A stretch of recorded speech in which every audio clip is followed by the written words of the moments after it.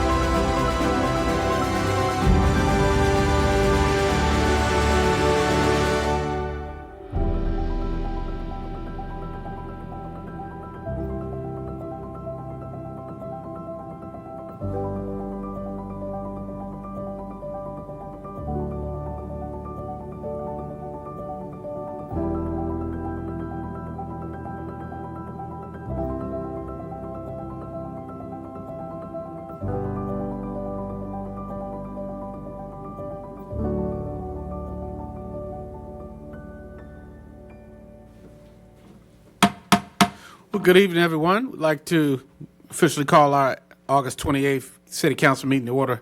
Thank you, those who are joining us in person and those who are joining us remotely. At this time, as we prepare now for the invocation, ask that Dr. Lily Council, Jesus is the Answer Church, would come and give us a prayer. Ask that all would please stand for the prayer. Immediately following, if we could, repeat the Pledge of Allegiance.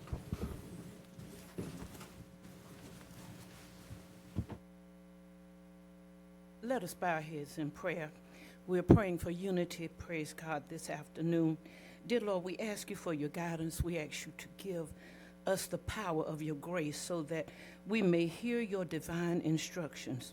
We ask you to remove all barriers that will keep us from drawing and not coming to a consensus. We ask you, God, to open up our hearts and clear our vision so that we may follow your path. Dear God, may we stand together in unity as believers in Christ and pray for God to heal our families, our children, our land, every part of Fayetteville, North Carolina. In the mighty name of Jesus, we pray.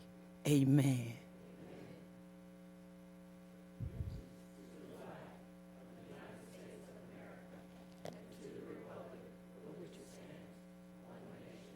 Under God, indivisible, with liberty and justice for all.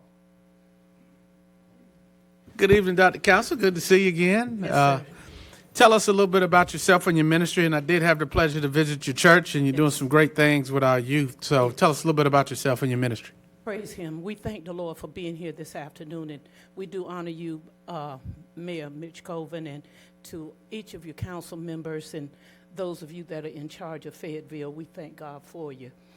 As far as our church is Jesus is the Answer Worship Church, where we provide services for Fayettevillians in this blessed city of North Carolina.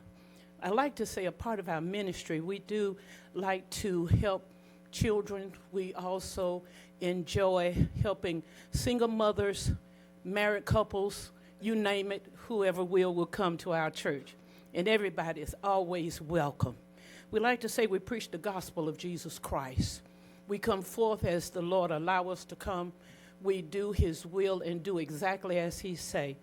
We do the preach word of God, wherein we preach the gospel. And I keep saying that because it's very important in this day.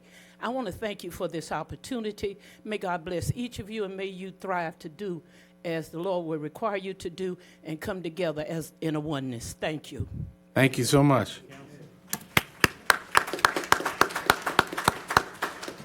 At this time, we have a special recognition. We ask that Ms. Rita Fenner and then Councilmember Hare, if you would join Councilmember Hare at the podium. Wow. It was supposed to have been a secret. So Mayor done called out the name.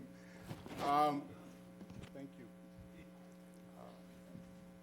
Yeah, you can get that there.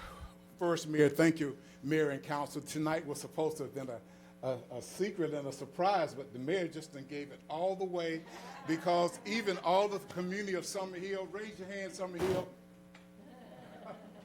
All of these folk have kept a secret about this beautiful, beautiful lady here, and so it's not a secret anymore. No. As I deal with this sciatic nerve problem over the last few months, I know about the difficulties as it is to get around and do things that you like to do.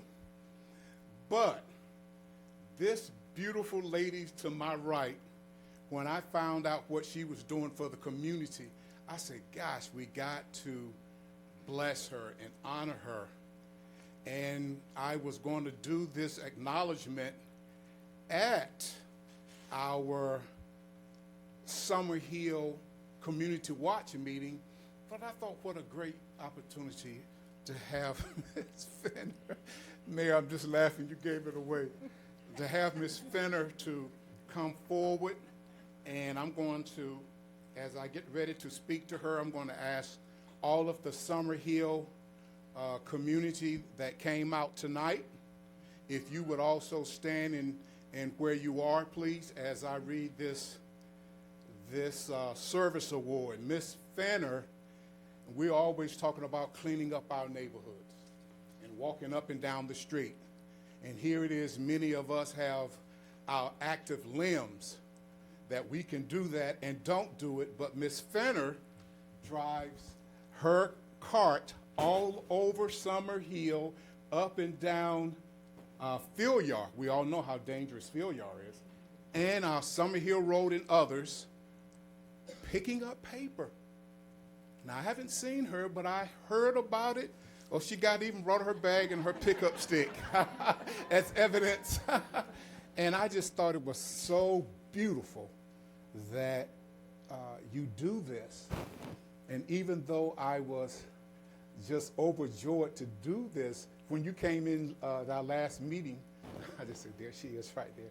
Don't give it away. And baby girl, she was in the back winking at me. Don't give it away, because it's, a father of 5 girls. I don't keep secrets, so nope, I never told anything. But if I could, I would like to read. This is a City of Fayetteville Certificate of Appreciation. This goes to Mrs. Rita Fenner in recognition of your dedication and your volunteer service to our community. Your community spirit has helped make our city a better place to live and recreate. And if you all don't mind, come on, let's give her applause. She's really worth it. She's really, really worth it. Thank you. And I know my fellow council members are going to start following me on this one. This is our new city coin.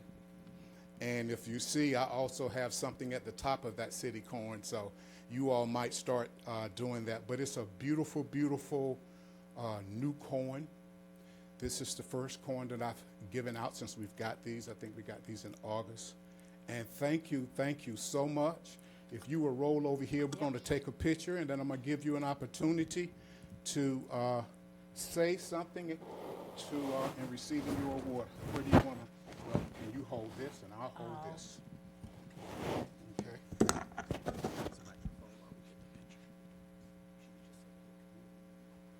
Okay, Summer Hill, come on up. Yes. Come on up, Summer Hill, if you like. Come on up there. Come on up. Some can stand to the right and to the left. I thought I saw more.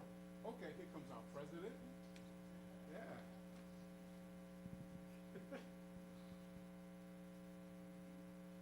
Where's the mayor? Mayor? Mr. Mayor? Mayor, you're not coming?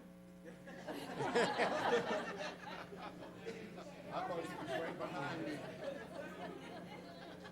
Slide on in there to the left, Mayor. Yes, sir.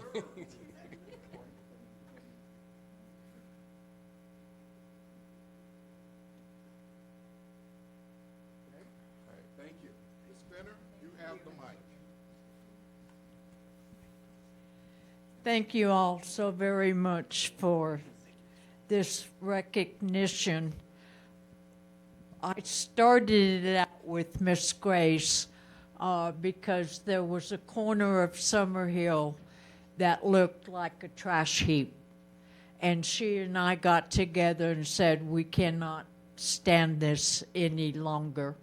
So she took one half of it, I took the other half, and we cleaned it up. And I got to thinking, this is just one day. Tomorrow it's going to look like this again. So I made it my mission that I would get out there twice a day to pick up whatever is thrown out. I get up at 4 o'clock every morning, and I am out there, and I go out again when the sun goes down, so that you all don't have to look at the trash that I have to look at. And I do it with love in my heart for my community and the people around me, that we can at least enjoy what is there. because I drive the streets of Fayetteville, and I know what other communities have to deal with. And as long as this chair lasts, and my grabber lasts, and my supply of bags lasts, Summer Hill will not look like that.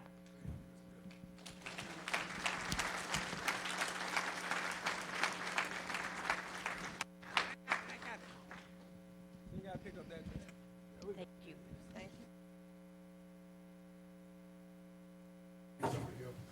Ms. Fenner, thank you. Thank you, Councilmember Hare, and you certainly are encouragement to all of us to have enough love to keep our communities clean. So we certainly appreciate and applaud you for that. Council, as we move, we also have another presentation. I will go to Councilmember Ingram. Elizabeth Stiff is going to come at me. Oh, Mr. Mayor, you can mute that. Thank-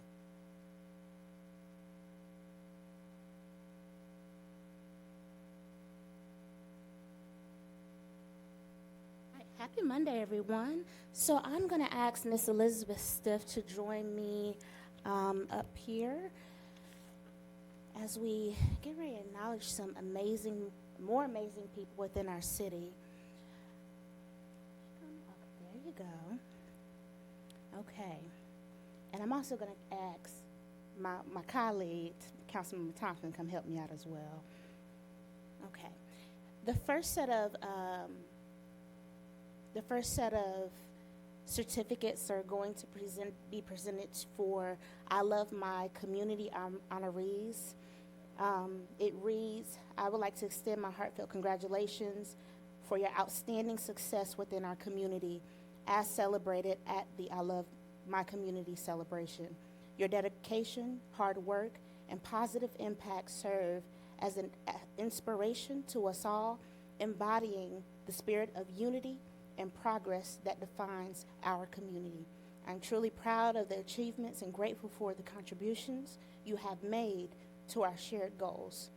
And those recipients are Mr. Vic Frost, Miss Thomasina Bradley, Mrs. Takaya Mathis, come on y'all, Mr. Ray Thomas, and Mr. Hiawatha Sanders.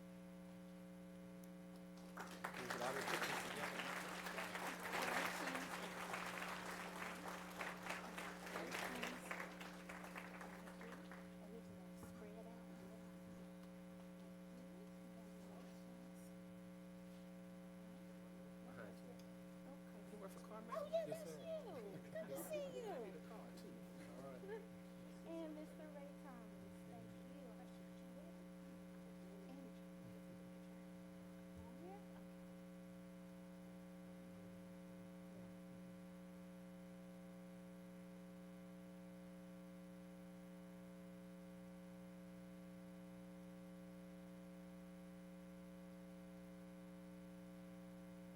Okay, and then what Mrs. Smith needs to take her picture. One more.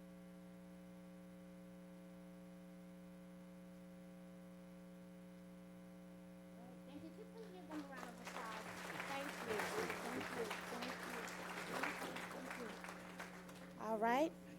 These are my most. I'm very excited about these now.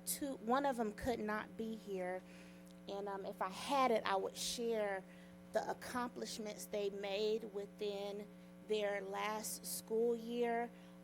Their teachers had submitted a paragraph about the students, and they made such great accomplishments. And so this award certificate is celebrating students striving for success. And it reads, I wholeheartedly acknowledge Michael for their remarkable achievement, a shining example of spirit, perseverance, and excellence as we celebrate students striving for success. Their dedication to academic and personal growth not only demonstrates their commitment to their own future, but also inspires their peers to reach for greater heights. We take pride in Michael's success and look forward to witnessing their continued journey and accomplishments. Is Michael here? He's not here? Okay. All right, and Miss Stiff will. Oh,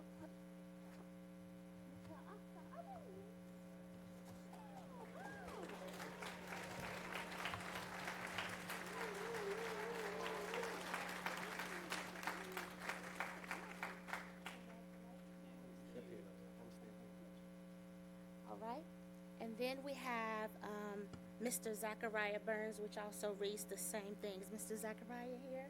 I believe one of his teachers was supposed to be here. There, come on, Miss Aisha West, who is also a member of our Fayetteville Next Commission.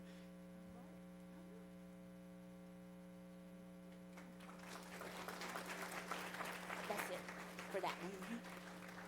Come on, Thomas.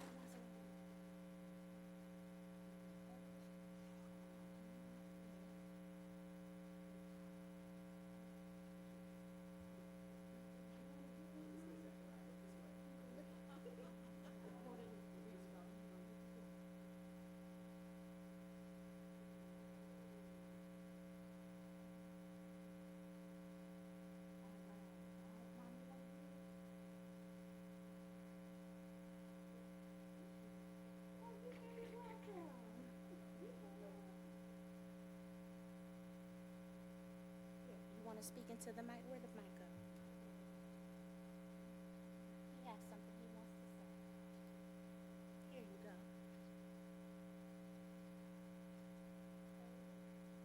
Appreciate this.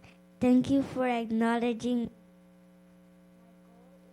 to be great.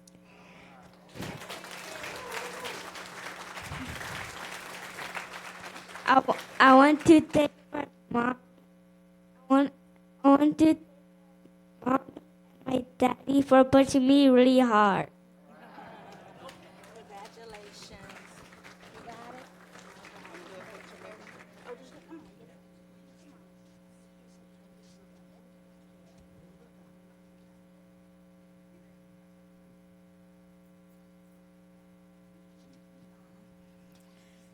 Okay. And our last set, and I'm going to call the names and you all come up. Now, this one is for the A1 Cook-Offs, the Black Barbecue Cook-Off of 2023. And this reads, extend my gratitude to you for your unwavering support and participation in A1 Cook-Offs, Black Barbecue Cook-Off 2023, and the I Love My Community celebration and giveaway. Your dedication and active involvement not only contributed to the success of these events, but also showcase their commitment to fostering a strong community spirit. Their support played an integral role in creating moments of joy, connection, and celebration, leaving a lasting positive impact on all involved, ranging from here in Fayetteville all the way out to Charlotte and also Virginia. So I call up Mr. and Mrs. Yeomans, Mr. William Jerome Wright, Mr. Carl Pringle, Mr. Carlos Jones, Mr. Cedric Harris, Mr. Jerome Northfleet, Mr. DJ Berry, and then after that I got one more.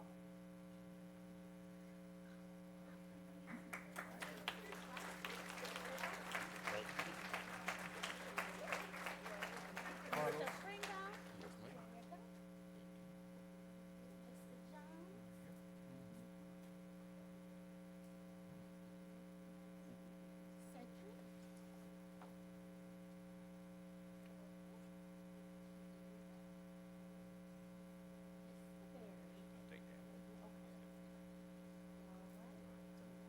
All right, y'all, come on.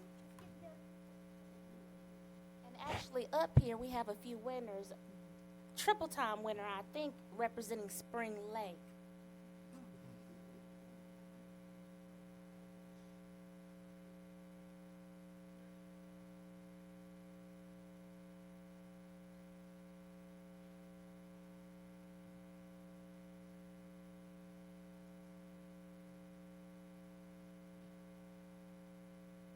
Thank you. Congratulations. Thank you.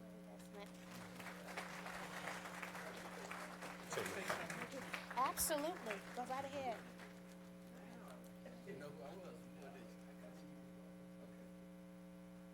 name is Carlos with East Smith High School. We need the city to get behind us on our barbecue cook-off. We want you to understand a few things. It's called Black Barbecue Cook-Off, but anybody's involved. All we ask is that the pit master is black. It's It's all about the history of black people doing barbecue. We want the city to get behind us because what's going to happen is we're going to get big, and we're getting bigger and bigger every year. Now, I'm the type of person, if you didn't get with me from the beginning, I don't want you later on. And I'm not trying to be funny, but it's just that we need some support. So we ask that everybody get behind us. Let's make this event big, just like the Dogwood Festival, the Greek Festival, all the other festivals. We're doing big things. Everybody's coming out, black, white, brown, red, whatever. Everybody's coming out. We're looking for a level location because we are outgrowing where we at.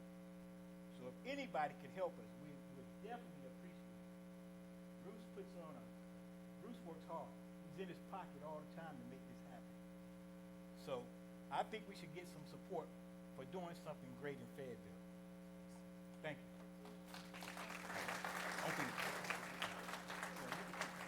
Okay. Good.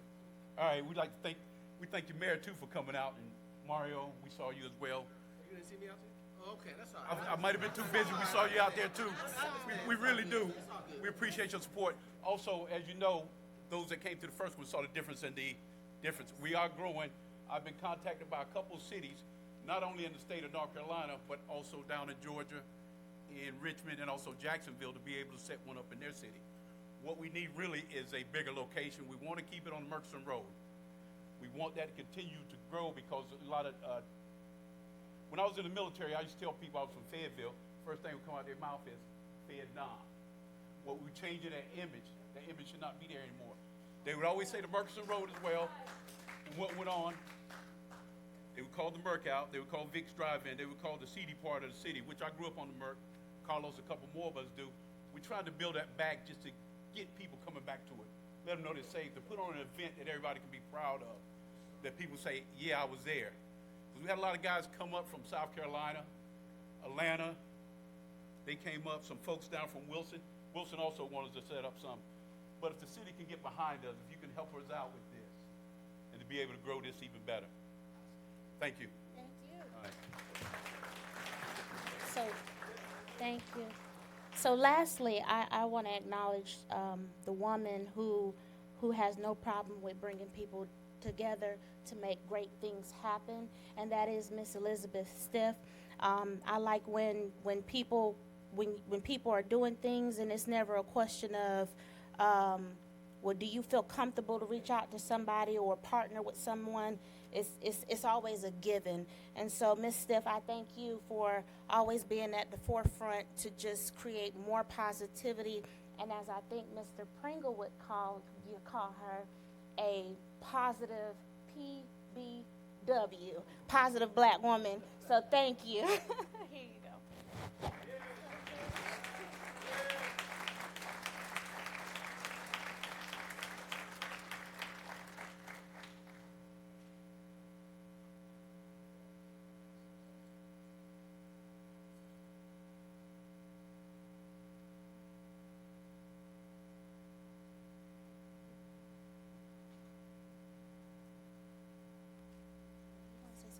Thank you, Mr. Mayor. Thank you. And thank you again to Ms. Stiff. I just wanted to say thank you so much. I appreciate that, and it's always my pleasure to be able to support and serve in the community. So thank you. Well, thank you to Ms. Stiff. Thank you to all of the participants in the Black Barbecue Cookout. It was a great day of just community festivities up and down that area, from book bag giveaways to the great cookout, the great food. Ate a little bit too much barbecue, but some great talented cooks. So we look forward to continuing to see you thrive and grow that. And tell those other cities they have to get their own folks, that they can't have Fayetteville. All right. Well, moving right along. Thank you, Councilmember Ingram. Do have go to Councilmember Jensen for a special proclamation presentation. Thank you, Mr. Mayor. And if I could get my fellow councilwomen and the women that are employed by the city to meet me at the podium.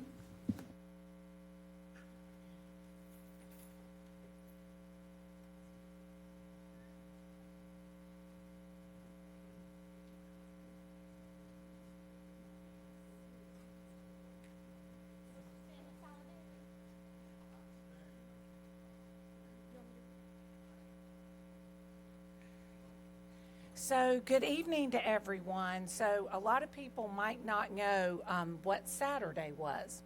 So Saturday was Women's Equality Day. And the 19th Amendment was, Congress made the 19th Amendment for women to have the right to vote.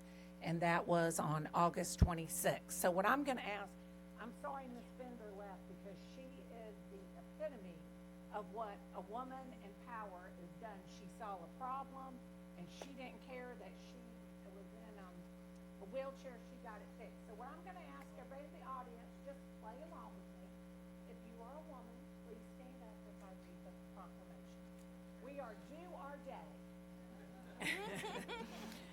Whereas Fayetteville is the city that recognizes that women in the United States have continuously worked to gain full rights and privileges, public and private, legal and institutional, as citizens of the United States. And whereas women in every state of all cultures work to secure women's right to vote, and whereas Congress has designated August 26th, the date of the 19th Amendment, was certified as Women's Equality Day.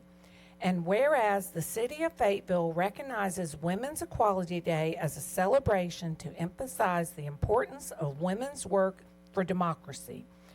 And now, therefore, I, Mitch Colvin, the mayor of the city of Fayetteville, North Carolina, on behalf of the city council, do hereby honorably proclaim the 26th of August, 2023 as Women's Equality Day. In witness thereof, I hereunto set my hand in the cause of the great seal of the city of Fayetteville, the affixed day of August 26, 2023, Mayor Mitch Colvin. So thank you, ladies, for participating with me. And if we could get a picture. Okay, photo op. Yes, yes.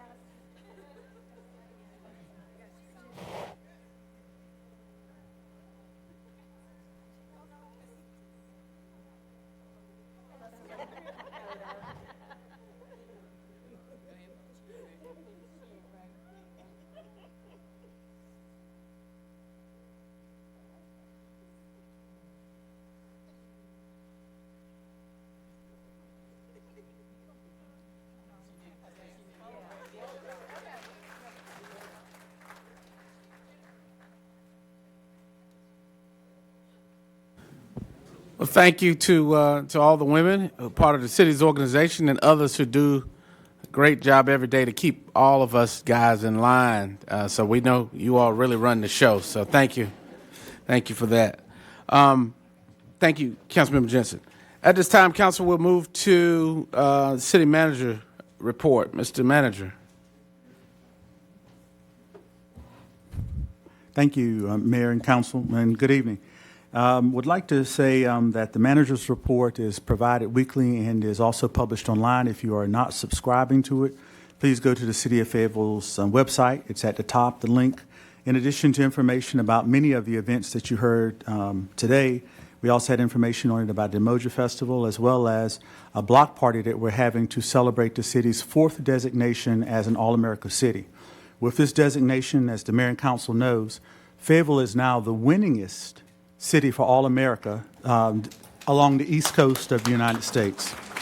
There are only a couple of other cities in the country that have received 4 or more designations All-America City, and we're doing that, I think, on September the 8th at Festival Park. But again, that block party information is online. In addition to that information, Council, I would also remind you that I provided you information as well on dangerous buildings in the city of Fayetteville, as well as a nod to Ms. Fenner and all of the great work that she continues to do in the Summerhill neighborhood.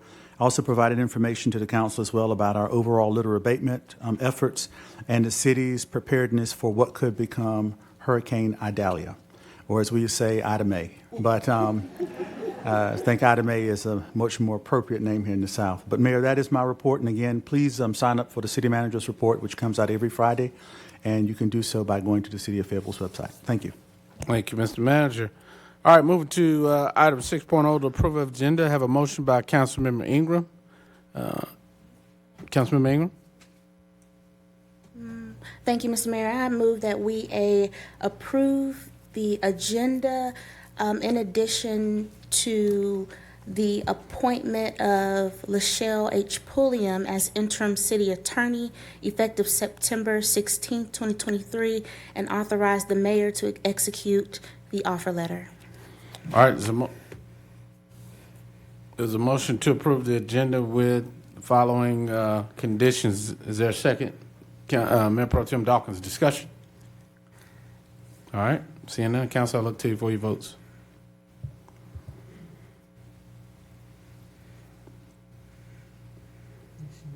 All right, Madam Clerk, it's unanimous. Thank you. Congratulations, Ms. Pulliam. Look forward to great things from you. All right, moving to the consent items. Councilmember Hondros. Thank you, Mr. Mayor. I'd like to pull item 7.01 to be voted on separate, please.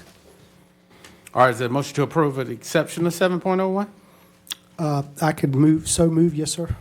All right, seconded by Mayor Pro Tem Dawkins to approve consent with the exception of 7.01. Any discussion on that motion? All right. All right. Well, you need to pull it, Councilman Mayor. Yeah. Okay. Then yes. So a friendly amendment to also pull 7.04? Okay, am I on? Okay, you gotta press your. I have pushed. Okay, there we are. There we are. Yes, sir. Mayor, friendly amendment to also pull 7.04. All right.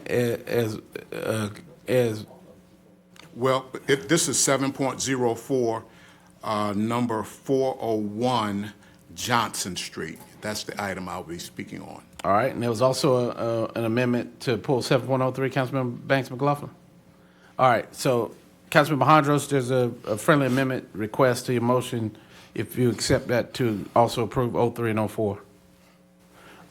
All right, any other, okay, all right, so motion has been made and seconded with the exceptions as stated. All right, council, look to you for action.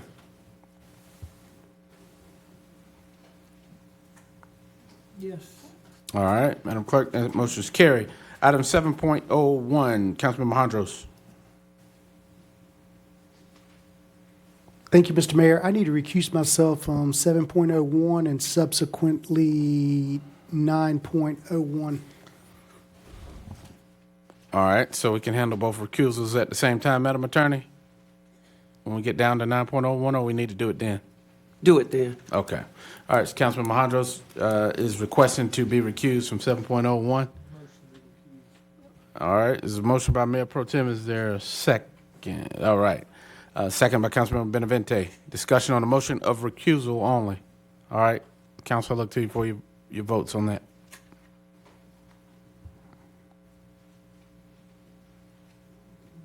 All right, Madam Clerk, it's unanimous by those voting.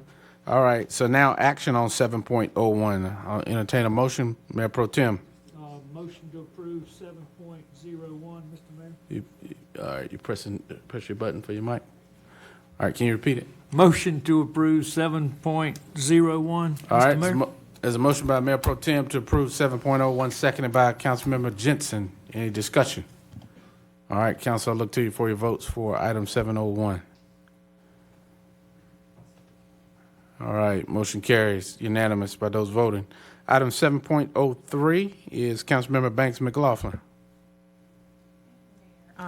That was a motion for up and down vote to deny that particular item.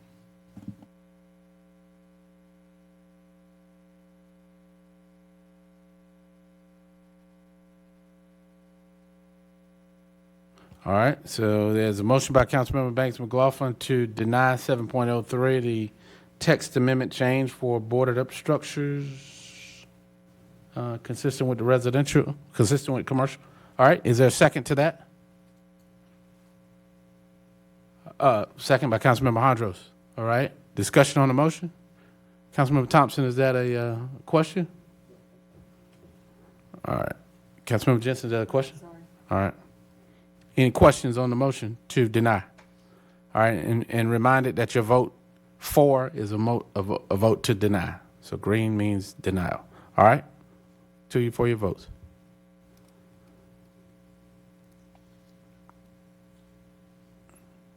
Who hadn't voted, Jim? All right. The motion to deny fails 7-3. Those voting, you got the rundown, Madam Clerk? Okay. All right. All right. Now, other action? Motion, Mayor Pro Tem. Thank you, Mr. Mayor. I'd like to make a motion to approve 7.03. You got to press your button for your mic. Yeah, she voted for a denial that failed. So now we have to take action to do anything to it, to approve, yes. So there's a motion by Mayor Pro Tem to approve 7.03. Is there a second? Seconded by Councilmember Hare. Discussion on the motion to approve 7.03. All right, Council, look to you for action on that.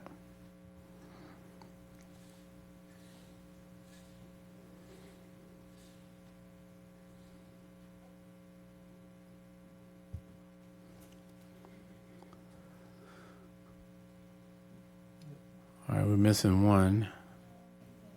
Councilman McNair. All right. All right, motion carries 7-3 to approve. Item carries. Item 7.04, specifically 401 Johnson. Councilmember Hare. Yes, sir. Press your button for the mic. Press your button for the mic, Councilmember. Oh, there it is. Am I on? Yes. Okay, thank you, Mayor. I didn't know if I really needed our staff to come up. I just wanted to speak orally about it for the citizens that live in the Bonnie Doon, Corn Bowl, Inglewood, Green Valley, Cambridge, and the whole surrounding area of 401 Johnson Street. Those are those blue structures that have caused just plenty of concern for those communities that I've called, that I just called, and many citizens that drive up and down Johnson Street. And they are a part of the demo list tonight that we will be moving to approve. We've given a number of chances, over 2 years of chances, to the different owners, because there's been multiple owners, and we never was able to move forward.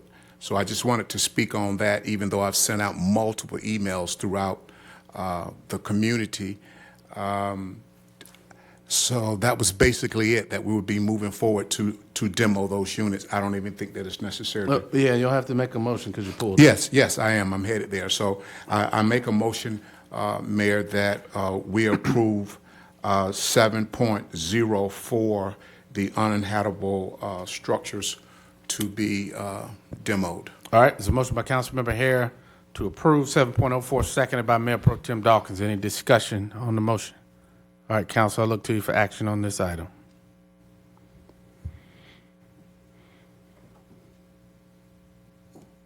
All right, motion carries unanimous. All right, moving to 8.01, Fayetteville Fire Department, second quarter report. Chief, how are you?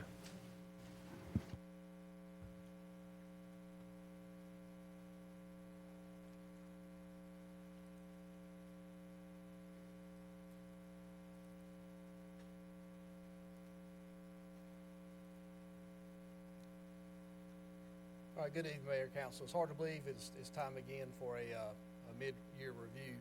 Same format as we've used customarily. Our deputy chiefs are actually going to come up and give a report on their individual branches of their department.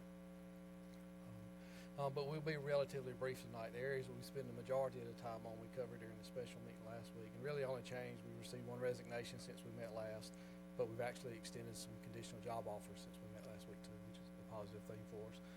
Just keep in mind these stats and reports a snapshot in time. The majority covers the period between January 1st and July 30th. But also keep in mind we're talking about the second quarter itself is extremely busy for us. We try to cram a lot in to beat the summer heat, but also preserve the fall time to save for our outreach activities that's associated with Fire Prevention Week with that. There's also, we do a lot of our internal maintenance processes. We're wrapping up our hydrant maintenance period, about 8,000 hydrants. We touch every one of them. We test the pump on our fire trucks during this time, about 50,000 gallons a minute pumping capacity.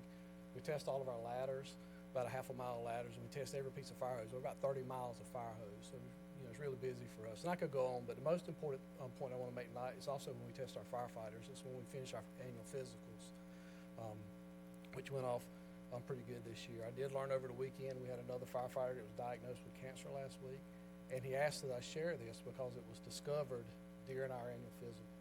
So that's a great testimony to the value we have in the investment that we put into it. And unfortunately, that's one of our best.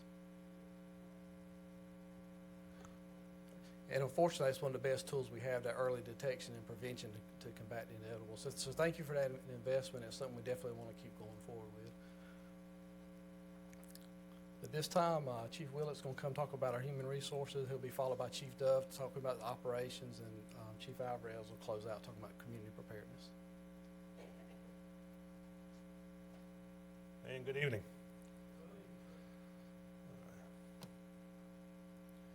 All right, so the current state of the department includes data, like Chief said, from January until July 30th. It represents 30 separations to date that we've had to endure.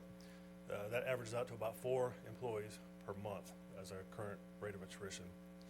We are currently carrying 25 operational vacancies. Those vacancies also include the academy students who are currently in training, who we anticipate to graduate early October.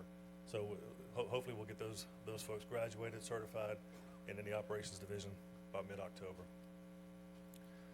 In addition to that, we've taken some proactive measures to kind of bridge the gap as a result of our attrition rate, in that we we initiated what we consider to be a mid-cycle hiring process with a focus on certified and or lateral candidates.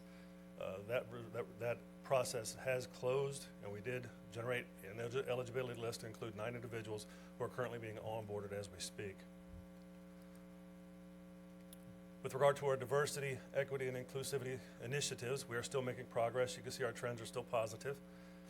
As of the last result, we are still trending upwards in both the percentage of minority recruits as well as percentage organizational diversity.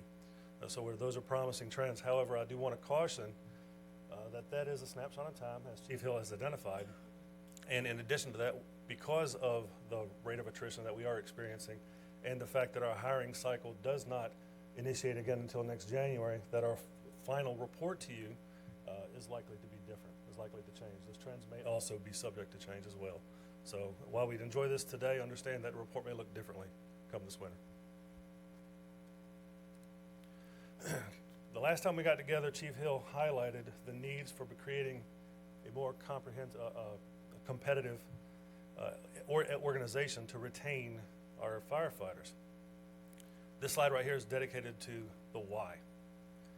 As you can see, we've had several firefighters advance in their career development to include 10 firefighters going through the career development program, in addition to several promotions that have taken place, 6 lieutenants, fire captains, and a battalion chief. Additionally, we also got to honor 4 of our members who have retired with the conclusion of their service. Our recruitment officer is also busy.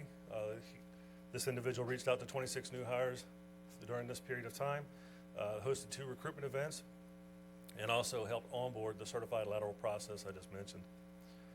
So I do want to bring your attention to this number that I'm about to talk about, 21,825. That's the number of hours our incumbents spent training on competency, training on proficiency, and training on certifications. And that training was spread across 17 different subject areas. This is the why. If you want to know why our firefighters are so in demand, it's because they are highly trained, they are highly dedicated, and they're professionally developed. And once again, that's a testimony to the investment you're making in our folks. So thank you again for that.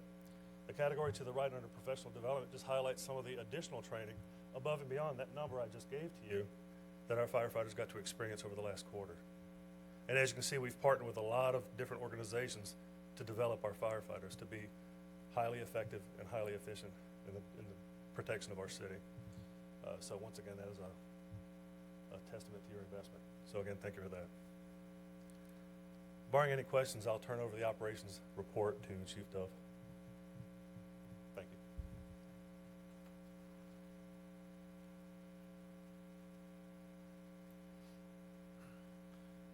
Good evening, Mr. Mayor, members of council. All right, so now that we've got them onboarded and trained, let's talk about what we've done the past 6 months. Our call volume for the first half of 2023 was 13,591 calls, which was slightly lower than last year. We attribute that to a wetter than normal spring that kept some of our woods fires and our brush fires down. Our call types, EMS and rescue calls continue to lead the way by a large majority, 68%, followed by 9% of good intent calls, which are your canceled en routes, no incident found, and things of that nature.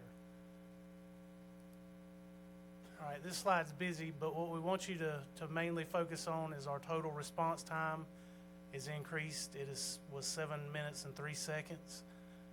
And if you look at the alarm handling time, I think we'll give a shout out to Miss Reed and her folks at dispatch for picking up their pace and helping us to meet that goal and make a faster time than what we've had last year.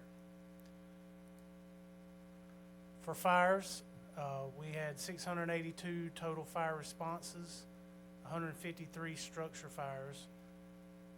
26.7% of those started in the kitchen, which resulted in 1 civilian fire fatality, 15 civilian fire injuries, 3 firefighter injuries.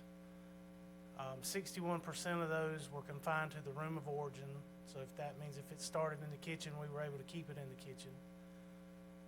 96.5% dollar loss to save ratio for a total of $3,451,648 of total fire loss. We've had 72 vehicle fires, estimating $818,000 in loss. Our top fire losses were the apartment complex on Willowbrook and Stewart's Creek in May. That was estimated at over $400,000. Followed by a heavy equipment fire at the construction site on Santa Fe. Piece of machinery was lost at $184,000, and then 2 more apartment fires. For our EMS and rescue calls, 9,155 responses. 1,061 of those were motor vehicle accidents. 150 times we responded and administered Narcan or naloxone. 212 cardiac arrest responses, resulting in 13 confirmed saves where they had return of a pulse and respiratory on transfer to EMS. Our hazmat calls are trending up. We're starting to see an increase in natural gas releases as the contractors and subcontractors continue to move through the city. Our carbon monoxide emergencies remain close at 16, and our fuel spills are actually trending down. And with that, I'll answer any questions or pass it along to Chief Alvarez. Councilmember Thompson has a question. Thank you, Mr. Mayor. Just one quick question. The railroad ties fire that we had, where we had a bunch of people from the county help put that out. Is anyone in the railroad or this train company responsible for some of the cost that it cost to put that fire out, since they left those railroad ties out there for, I believe, years? Point of clarification, they were not railroad ties. They were wooden bridge mats used for logging and off-road pipeline work, power line work, things like that. They were not railroad ties. Well, the question still remains. They was left behind for a number of years where they should have been policed up, where if it was, we would not have had this problem, correct?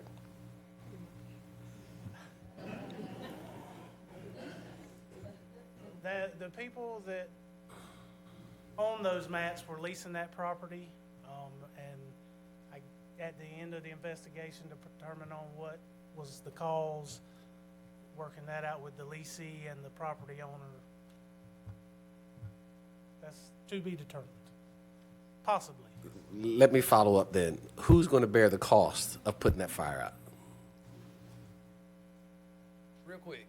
First, let me say thank you to the residents of University Estates and to those that travel that part of the Shaw Mill Road for their patience. We did have to close the road 2 or 3 times over a couple days, just to access the fire hydrants that were across the road.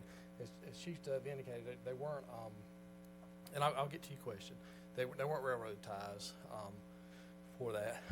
And I hate to minimize the incident and just say it was a pile of wood in the middle of a sandy field, but really and truly that's what it was. Very impressive due to the magnitude of the fire, but you'd be surprised it was actually more of an inconvenience than it was a hazard.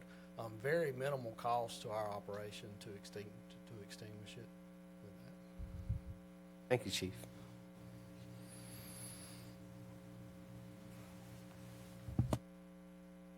All right.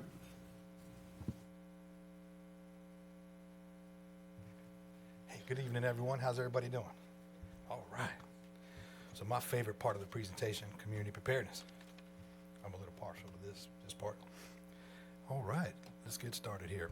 So fire prevention during this time period, we continue to see good things happening in this division. I definitely want to draw your attention to the fire code violations. We continue to see a downward trend on those violations. That's primarily due to our proactive stance with our local business partners. The top 5 code violations, they stay pretty consistent between fire protection violations, fire extinguisher maintenance, and emergency lighting. So much so that staff is looking into a third-party partnership to help reduce those violations. More to come on that. CRR highlights, risk reduction highlights. So we've had 20 students completed our summer camp, our fire department CERT teen camp. I'm sure some of you are familiar with that. So far, I think we have a few hundred teenagers in our local community have participated in that program. I think it was recognized as part of the All-American City presentation. Thank you. We installed roughly almost 600 smoke alarms, 85 carbon monoxide alarms. We've reached out to nearly 11,000 residents in this quarter with about 531 activities and presentations. Well, we continue to drive forward with our hands-only CPR training. Looks like this quarter we're nearly at 600 citizens trained out of all ages. We're, I think, up to 5,000, Chief, roughly about 5,000 or so. So we're keeping the train moving. Little good factoid here. Fall Safety Day is around the corner. Fall Safety Day is scheduled for September 30th. September 30th. So the address for that is going to be 1912 Skybow Road. 1912 Skybow Road. That is the old Gander Mountain parking lot. The hours will be from 11 to 3. So please let your folks know, let the community members know, come out and visit us. So emergency management. During this time period, like Chief Hill alluded to, we stayed pretty busy with performing preparedness exercises throughout the city and city departments. So just a quick highlights here. We did a IT tornado drill with CCC deployment down here at City Hall. Went fantastic. We also provided an after-action review to Director Campbell and his staff. We had a disaster debris exercise on the 3rd floor with our partners and our contractors. We also had an active assailant tabletop and after-action for City Hall. We also performed a full-scale active shooter exercise at a local high school with our community partners as well as our county partners, state partners, and a lot of people. So we stayed pretty busy there. Security highlights, because we do that too. Our access control project keeps moving forward. You'll be happy to know that our Fast Transit Center is now part of our access control program. They came on board last week, and they're smooth sailing so far. Our Grove Street facility should be up and running, hopefully by the end of this week, if not by next week. We continue to work with our directors and our internal department heads on any additional safety and security measures we can provide or help facilitate to keep our community, our employees safe. We're also looking into an employee notification system, and hopefully we'll have that up and running soon. Barring any questions, I'll turn it back over to Chief Hill. Yeah, we do have Councilmember Ingram, Thompson, and Hare. Thank you. I know, well, let me ask, because it's been a minute since I had inquired about it. There's still the fire training or program at E.E. Smith? Yes, ma'am. Okay. Do you work with that? I do not, ma'am. Okay, but you know about it? Yes, ma'am. Okay. Is that state-led or county-led? County driven. Okay. Do you know if we, the city, had some effort in helping support that? Yes, ma'am. We did? Yes, ma'am. Okay. I think, Chief Hill was part of that. Okay. doing that. So, Yes, ma'am. as I look towards workforce pipeline to college opportunity, city opportunity, I know we have the ACE, and that is our airport program for our teens. I know Douglasburg just got a new tech-driven innovation opportunity for the students. How would we kind of reframe or start the conversation to kind of bring more of these opportunities or programs into, and I know the answer, I just want it on record, into the schools, more schools? So if I understand your question correctly, the fire department or just emergency service, public safety? More emergency service, public service. Yes, ma'am. Just like you alluded to, there's many high schools out there that do offer public safety, like Cape Fear, E. Smith, and you mentioned a few others. Partnerships, just partnerships between. And partnerships with whom? With everyone. Everyone. What I mean by that is it takes a village. So it's not just the fire department, it's also a law enforcement partners, it's mental health, it's everybody. So I think together when we come as a team, like when we do give our CERT camp, it's not just a fire department camp. We have law enforcement officers from the state, sheriff's department, our police department. We talk everything from gang awareness to addictions to mental health to bullying, all the way to stop the bleed. So we just need more partnerships. Thank you. Councilmember Thompson. Thank you, Mr. Mayor. My question is, that according to the previous slides, you had the most fires was kitchen fires. According to the slide beyond that, the most expensive damaged property was from kitchen fires. In our community, we've had a block party where we invited the fire department to come out. You guys set up a tent, and the guy was out there explaining about a kitchen fire suppressant system. I can't remember the name of it. It's some type of can that you put over top of it. You pull the string, whatever it is. The police department have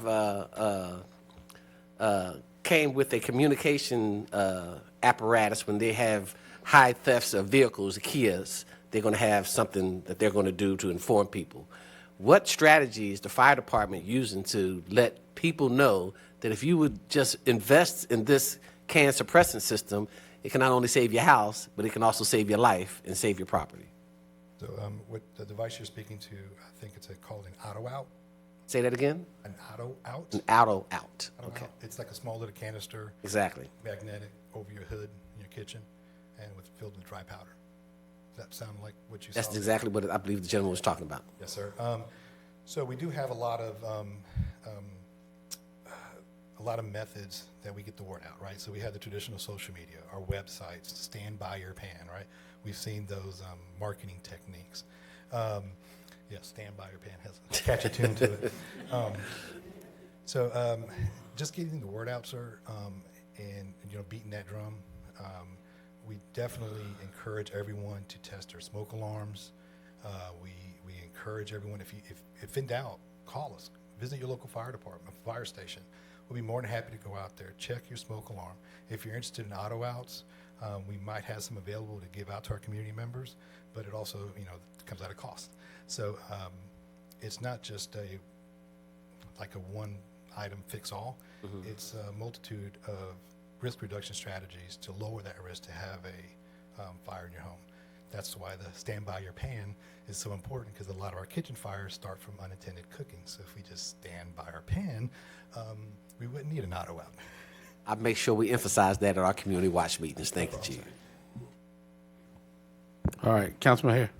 Thank you, Mayor. Chief, you mentioned that there was a shooter active. An exercise? Yeah, I guess you're doing them in schools. Did I not hear you say schools? Yes, sir. We partner with our Cumberland County Emergency Management. Okay, tell us, and this is, I mean, this is just the time that we're in, but tell us what does that exist of? I'm sorry, what was that? That last part? What does that exist of, that program that you're doing at the schools with shooter active? Like the table, okay, so generally we start off with our exercises. We review our policies and procedures, as well as our partners' policies and procedures. We run through a tabletop where we discuss the exercise in person, and we're, again, based on our policies and procedures, more of a Q&A. And members from staff did attend the one that we held at Smith Rec for City Hall. The full-scale exercise that was held at a local high school, that was actually a full-scale with law enforcement presence and law enforcement heavy based on the exercise. And it also tests our response and our communication between responders as well as actions by responders. This was more of a responder-driven exercise than it was a pupil exercise. Okay, because that was my follow-up question, because I wasn't seemed like you were getting close to what it is that the children and the administration are taught. So this was more the other side than their involvement. Yes, sir. I'm sorry for cutting you off, but yes, school administrators were present. The Cumberland County schools were present at the exercise. Okay, so do we have any exercises where we partner with our school system where we teach them along with our police department if there is a shooter type presence? And that's what I was asking you. Oh, yes. Is that what I'm hearing here or not? Yes, sir. It's a mutual kind of responsibility. Cumberland County Emergency Management and Cumberland County Emergency Services kind of leads the charge on that. So I would defer that question to them on what they instruct their county. Okay. All right. Thank you, Mayor. All right, Councilwoman Ingram. Thank you, Mr. Mayor. If there are no further questions, I move that we accept the 2023 second quarter review from the fire department, presentation from the fire department as presented. All right, it's a motion by Councilmember Ingram, seconded by Councilmember Banks McLaughlin. Discussion on the motion? All right, Council, look to you for action. Did Councilmember Banks McLaughlin had her? Was that was a second, right? Yeah. Oh, okay. Hello, Chief. All right, motion carries unanimous. Chief Braden, how are you? Good evening. How are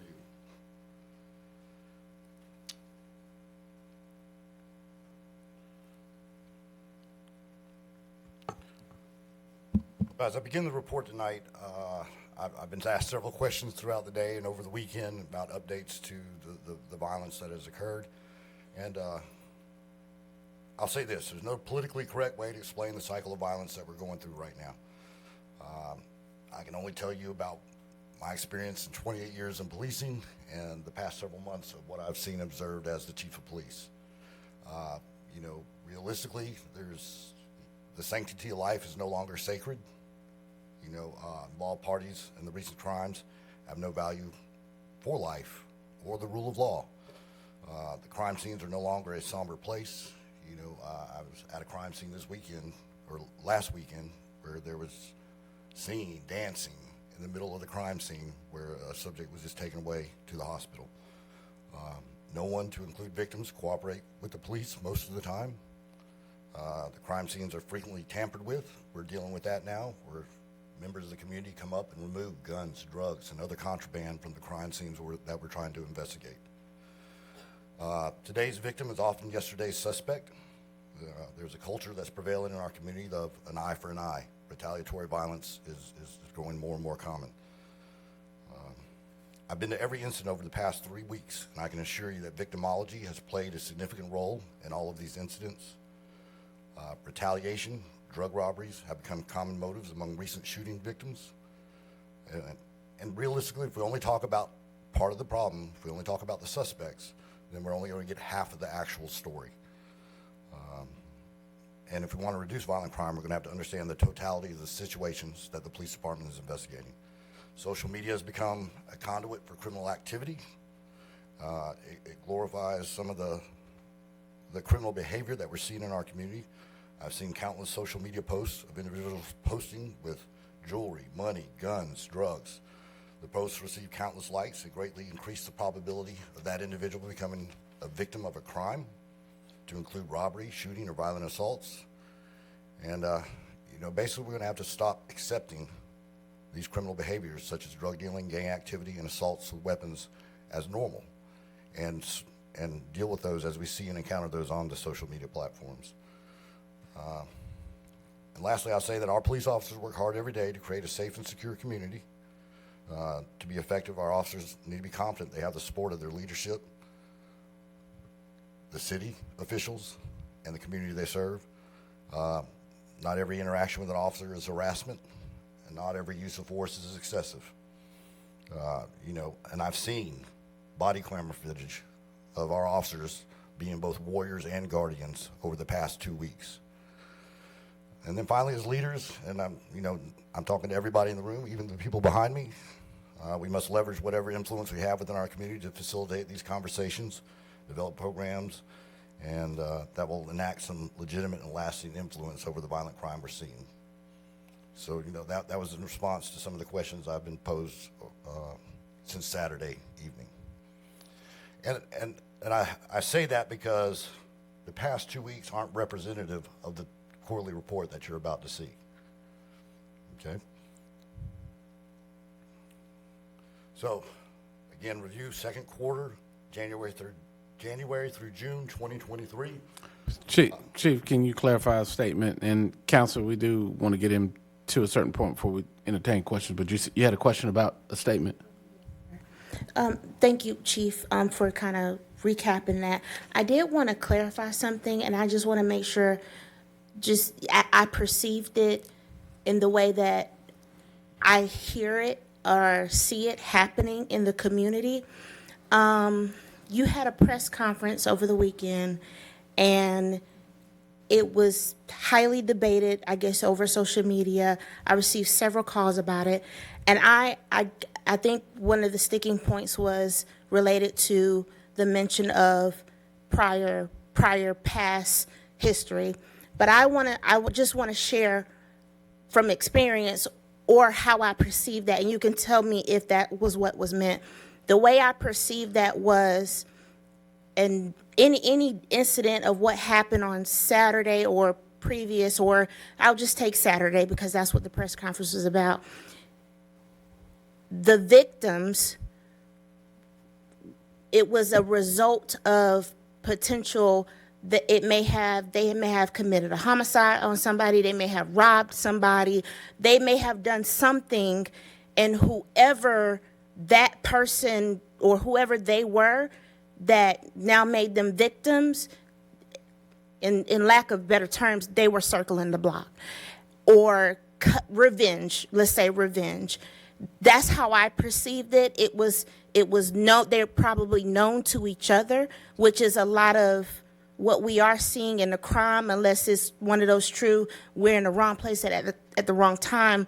But for the instance that you were talking about, was I perceiving it correctly that you were saying that they were already on your radar and you probably were already looking for them, and whoever they had quarrels with were the ones that made them victims? So without going into any great detail about the investigations that are outstanding, I can say this.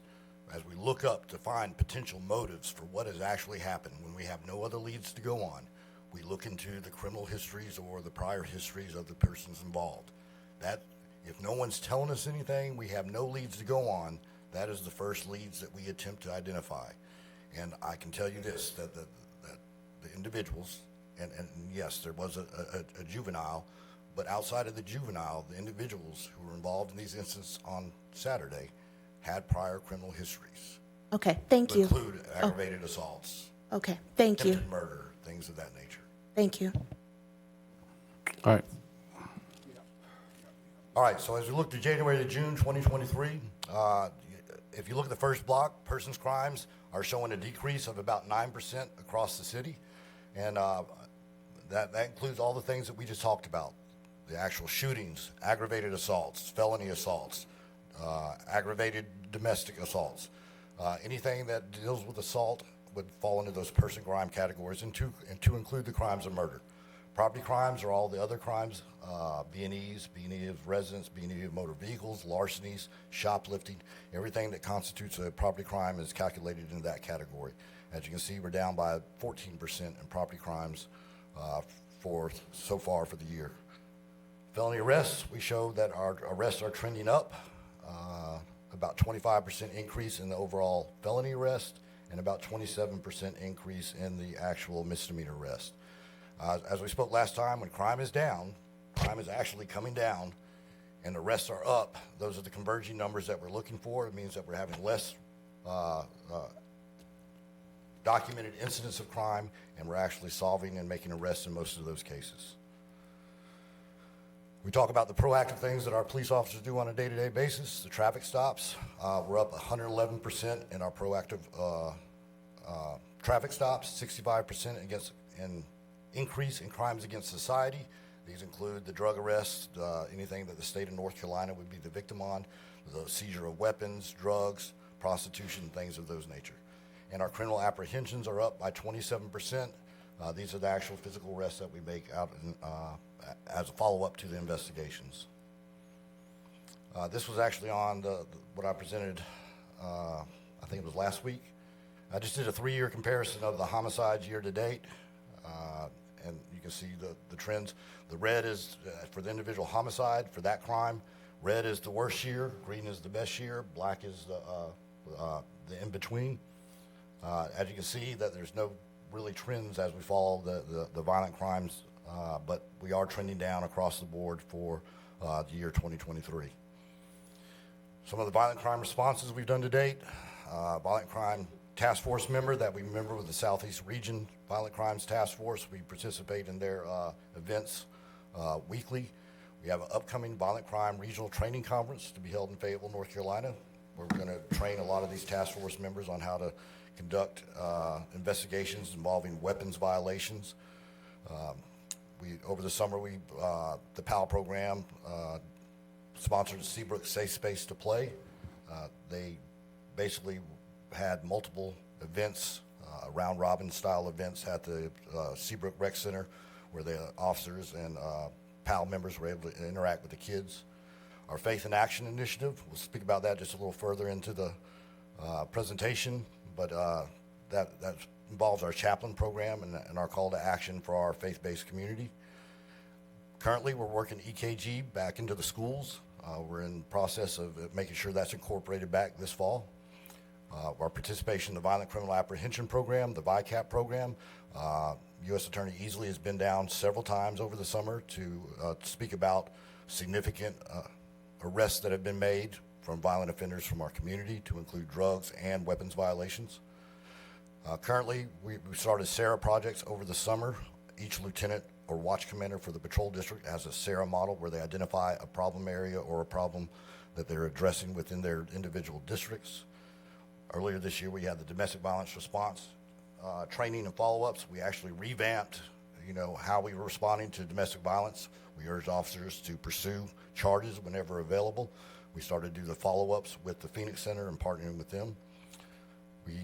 I've currently shifted where we actually have night shift detectives working so that we can actually respond in a more prompt manner to some of these aggravated assaults to ensure that we get the investigation started. Our repeat offender program is in progress. We should be briefed on that Wednesday as to how we're going to identify individuals and locations throughout the city that require the attention of the police department. We placed the emphasis on drug-related violence, home invasions, and drug robberies, and juvenile response to violence.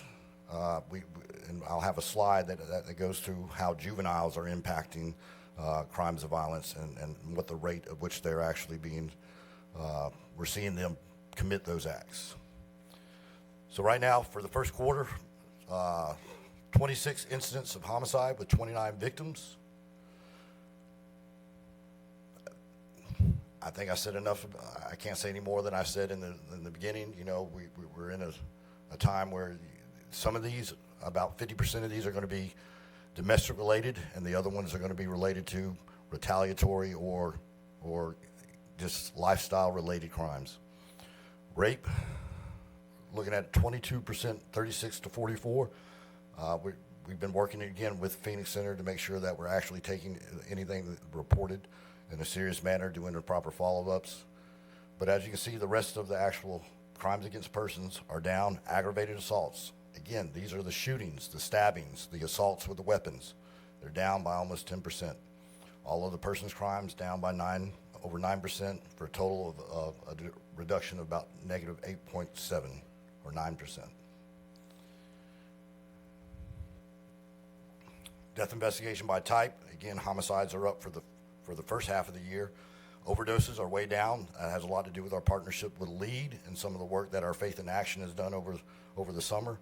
And we're seeing suicides up. And as we continue conversations about mental health and awareness on that, that suicide will become part of that conversation.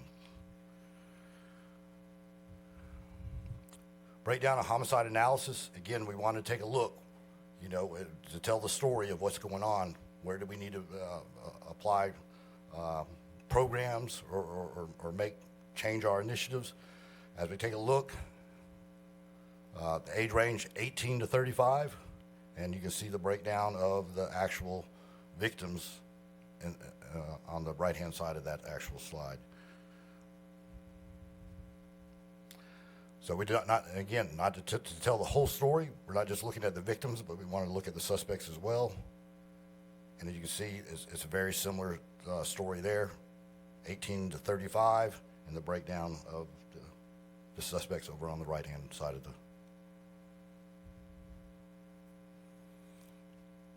Aggravated assaults, as we look, this is what we talked about, anything that includes a weapon.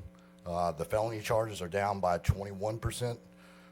Misdemeanors, these actually speak for themselves.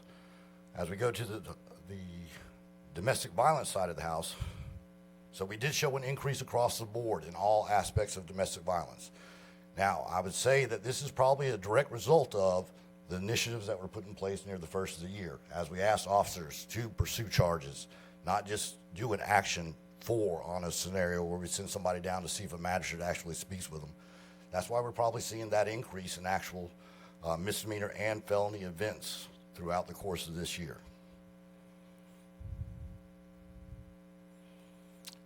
I know there was questions about clearance rates that were brought up, and these are year to date for the homicide ones that they were taken a week ago. We have 8 detectives assigned. Detectives are averaging 4 cases halfway through the year, 32 cases solved out of 34 incidents reported. That's a 94% clearance rate. Our violent crime offenses, I have 12 detectives assigned to our CAPERS, our violent crimes, aggravated assault and robbery unit. They've investigated, this is just second quarter alone for them, 158 cases, 13 cases assigned on an average over the 3 months. If you look at the clearance rates as we go down the list, aggravated assaults, 62%. As I mentioned earlier, we're not getting a lot of cooperation out while we conduct these investigations. So to me, that 62% is something to really boast about for those aggravated assault and robbery detectives. Kidnapping, we had a very good case the other day. 2 weeks ago on a Friday, we had an individual. All we had was a 911 call, which advised of a shot being fired and a female being forced into a car. With that limited information, within 4 hours, we had the female, her child, recovered out in Surf City, North Carolina. Okay, and again, it was, officers over there running. We have to pay give a lot of credit to our LPR program, but it just shows the type of investigations these detectives are conducting.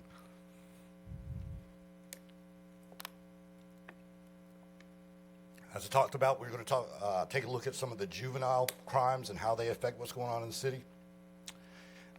Again, I took the charges that I thought were probably the most murder. We had 2 juveniles who've been charged with murder in the last 6 months. Attempted murder, 8.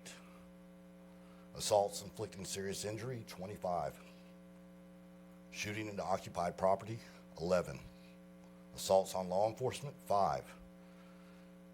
Resist, delay, obstruct government officials, 28. Speed, delude, arrests, kids who aren't even old enough to drive, don't have a license, don't even have a learner's permit, fleeing from the police. Drug violations, 94. Weapons violations, 54. So this is the criminal behavior that we have to change, especially with our young juveniles. If you look, custody orders, out of all those charges, we take custody of 42 of those kids. We've had field contacts with 177. It shows you the number of reports we've taken to document all those. And that's not all the crimes. That's just the most serious of offenses that I documented for this report. Total incident charges, there's a total of 928 so far this year. Total juveniles that we've determined were involved, 460. If you keep track, follow us on Facebook, you see that we just had a significant breakthrough in the larceny of motor vehicle cases where at least 9 juveniles were charged over the past week. We are working on some programs to come forward to you. I know we're trying to get potentially a juvenile curfew into place, and that should be on one of the future work sessions.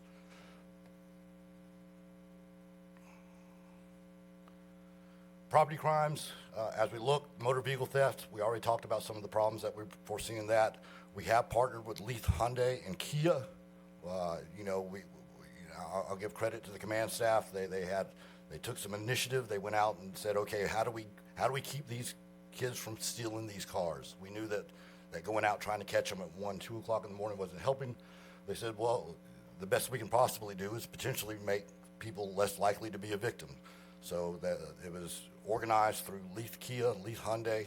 We're partnering with Manna Church. They're going to open their doors on Saturday, where people who own either a Kia or a Hyundai can come in and get the service update that will make it harder for juveniles to steal those cars.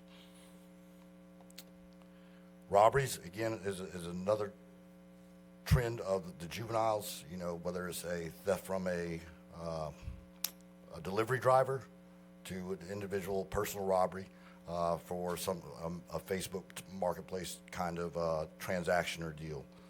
So we're monitoring those, and again, it speaks mostly to those juvenile problems that were documented in the previous slide.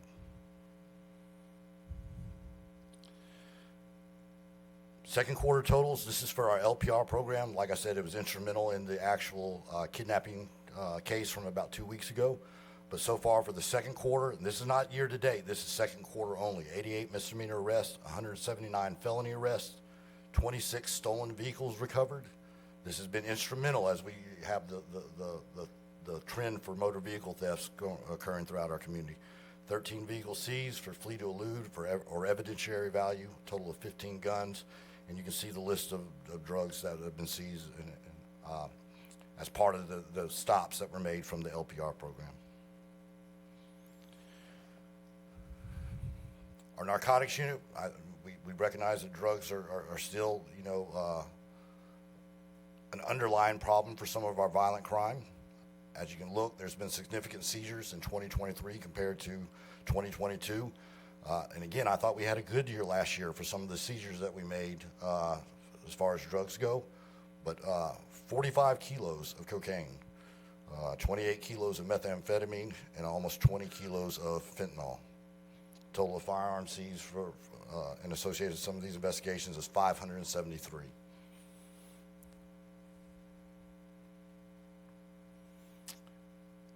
Spoke earlier about U.S. Attorney coming down with the indictments for several individuals within our community.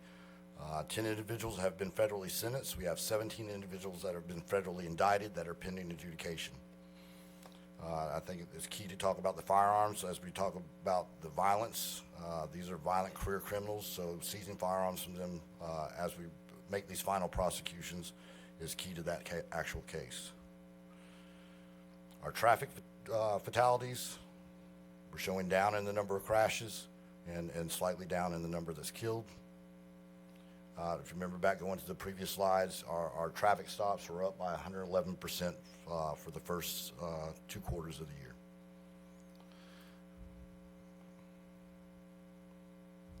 So as we get into the TSR data, I provided a map that shows the actual locations for TSRs throughout the city. This is very typical of the maps and what we've seen in the past is we plotted out the actual traffic stops for the city of Fayetteville.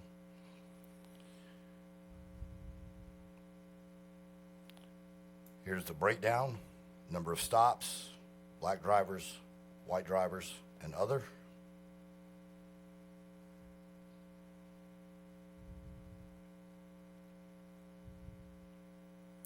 So I was asked to actually put together some information about the hit rates of, when we search cars after a traffic stop has been conducted. I think to start this off, we got to understand that traffic stops and subsequent searches are mutually exclusive events. We establish probable cause for the stop, and if any searches are conducted afterwards, then probable cause is established to conduct that search or a search warrant is obtained.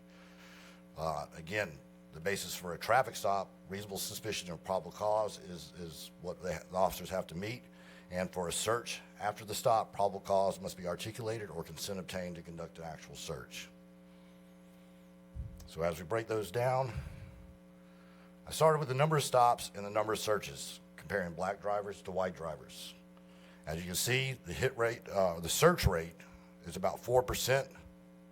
So out of the 14,530 stops, searches were only conducted 624 of those times. For white drivers, it's a 2%. And you can see the breakdown stops compared to searches. So as we get into the hit rate, we'll take a look at total hit rate for total hits. That's combined guns and drugs.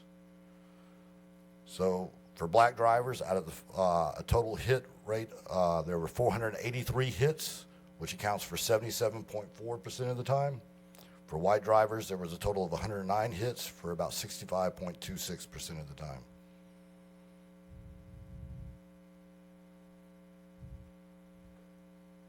Guns, out of the 624 searches, 141 of those resulted in guns being located.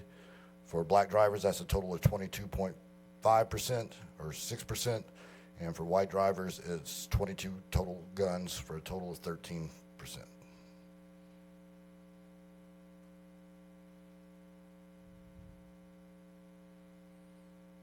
Hit rate for drugs, again, out of the 624 searches, 342 for about 54.8% for black drivers, and 87 hits for a total of 52.09% for white drivers.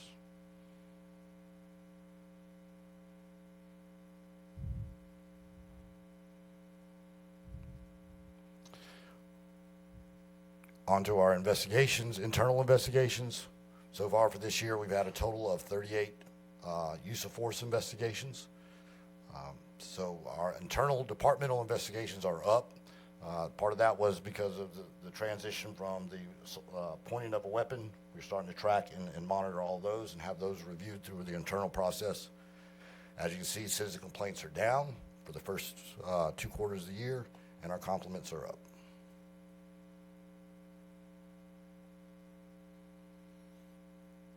I was also asked to do a breakdown of use of force.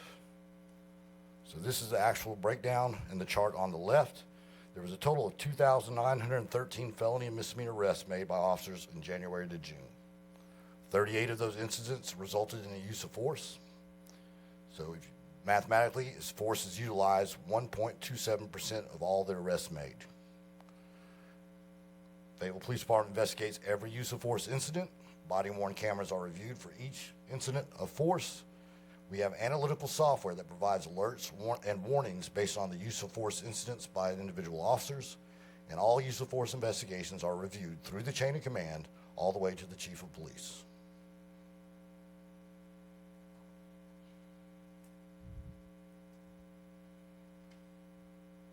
CARES unit, this is our mental health liaison and our homeless coordinator.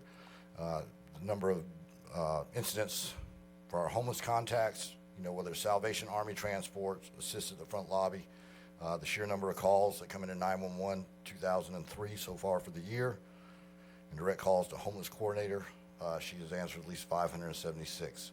These calls can come from officers out in the field that are looking for resources to assist some of the homeless population, or some of our community partners that are needing help identifying or getting resources out to that homeless population. So our mental health liaison, again, a high rate of calls for service, and out there making contacts within the field.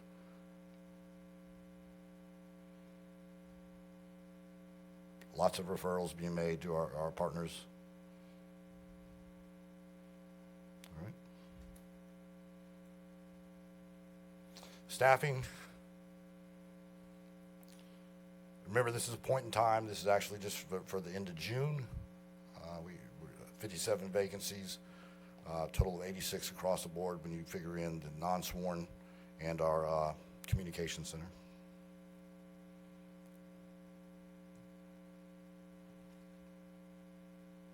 There's the breakdown of the actual employee turnover rate. If you look, we're slightly ahead of where we were in 2022 as far as the sworn turnover rate percentage.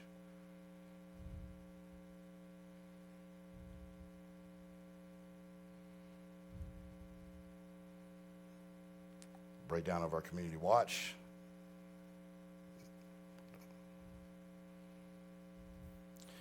And what I'd like to do is I'd like to chaplain.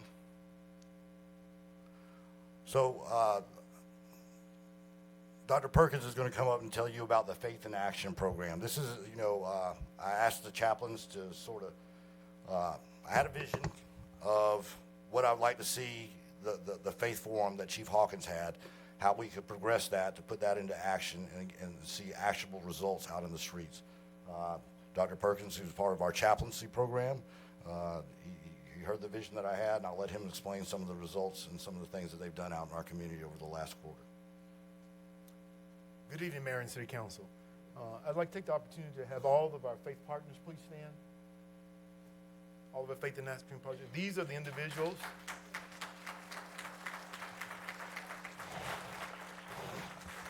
And Mayor, we don't have capacity in City Council chambers to bring in all the individuals who participated with us in what we term in the religious corps, and Chaplain Walker and Chaplain Jones, there are leaders, what we would say a street ministry. We were out there on Jasper Murchison Road. We started off our first event. We may have had 10 contacts, and as you will see in the next slide, that thing grew. But let me just tell you a little bit about the Chief's vision. The Chief had this vision about how he could improve the dynamics of officer interaction with individuals who potentially were doing harmful things to themselves, particularly as it relates to a drug overdose and overdose epidemic. He identified for us in a meeting 3 specific areas across the city where there was the incidents were greater for overdose. And we took those 3 points and we plotted, along with the help of Sergeant Caldwell, action where we could actually go out to those particular areas and do what we term street ministry and try to reach out to these individuals. And so Faith in Action is the name that the group we decided to use, because faith is action in love and love is action in service. And by transforming that faith into living acts of love, we put ourselves in contact with God himself and with Jesus Christ. And so we wanted to collaborate with the widest possible resources within our community. We have this one group who travels in this huge RV. I mean, he would make Taylor Swift look silly in this huge RV. I mean, he came and he brought his compadres who were on motorcycles, 2-wheelers, and they came and they used their own resources because, as you know, the city, we're kind of limited in resources. And so they brought their resources. And what was discerning to me, Councilman Hare, is the fact that we're talking about an epidemic that's impacted the entire county, yet it wasn't toward the end of our initiation that the county actually got involved. And so I would challenge council to go back to the county and those county commissioners and say to them, this is a public health epidemic. Why are we taxing our law enforcement agencies to solve this issue? And so with our Faith in Action initiative, what we wanted to do is we wanted to engage those individuals who provide professional services. What I said to the chief is, you're not going to get a mental health or addiction counselor out there on the streets at 5 o'clock in the evening. What you're going to find is you're going to find peer support specialists. And so we began to engage our partners in trying to find these peer support specialists. And I will tell you that probably 80% of those individuals who were out there on those street corners with us were peer support specialists. These are individuals who've been on the journey. These are the people who know what it means to be in recovery. These are the people who know how to communicate. I applaud Captain Manley because we have this known house on Jasper Street. Everybody know the house, where activities irreputed go on there, Councilman Dawkins. And so Captain Danley said, give me, Chaplain, some of that Narcan because I just saw some people go over there. 5 lives saved that day, 5 Narcans delivered by Captain Manley himself. And so you're talking about engagement. Our goal is to educate, provide the necessary service and counsel in effect. What we do is we give the opportunity for those individuals who come. You know, we got hot dogs, candy, our great community support team here at the police department. They come out and they bring, we had water. We had one guy, one day we ran out of food. He went to McDonald's and bought 100 hamburgers and brought it back to give to the individuals that we were ministering to. So here's the impact. Based on our work there for those 4 iterations, Merchant Road and Jasper, again, the first time we only had 11 contacts. Look at those contacts grow. By the second time that we were out there on that street corner, the contacts went up to 56. We gave away 12 Narcans, and you know that salvation thing, you know, we're all in ministry, so we want to save some souls and introduce people to Christ. So one person gave themselves to Christ. By the 3rd iteration, we were up to 133 contacts. This is hot Thursday afternoon between 5 and 7 o'clock. We're out there with our faith partners, many of whom you've seen here in the room. We had 133 contacts, 35 Narcans, and 2 people gave their life to Christ. And I will tell you that 28 Narcans that we gave out on that 4th iteration there on Jasper and Murchison Road, we actually went door to door looking for people, and people were sending people to us. And so, again, this is a public health crisis. This is not a law enforcement crisis. Quit beating up our law enforcement and public safety officers and get the county involved, and let's get some help to the people out in the streets. Thank you.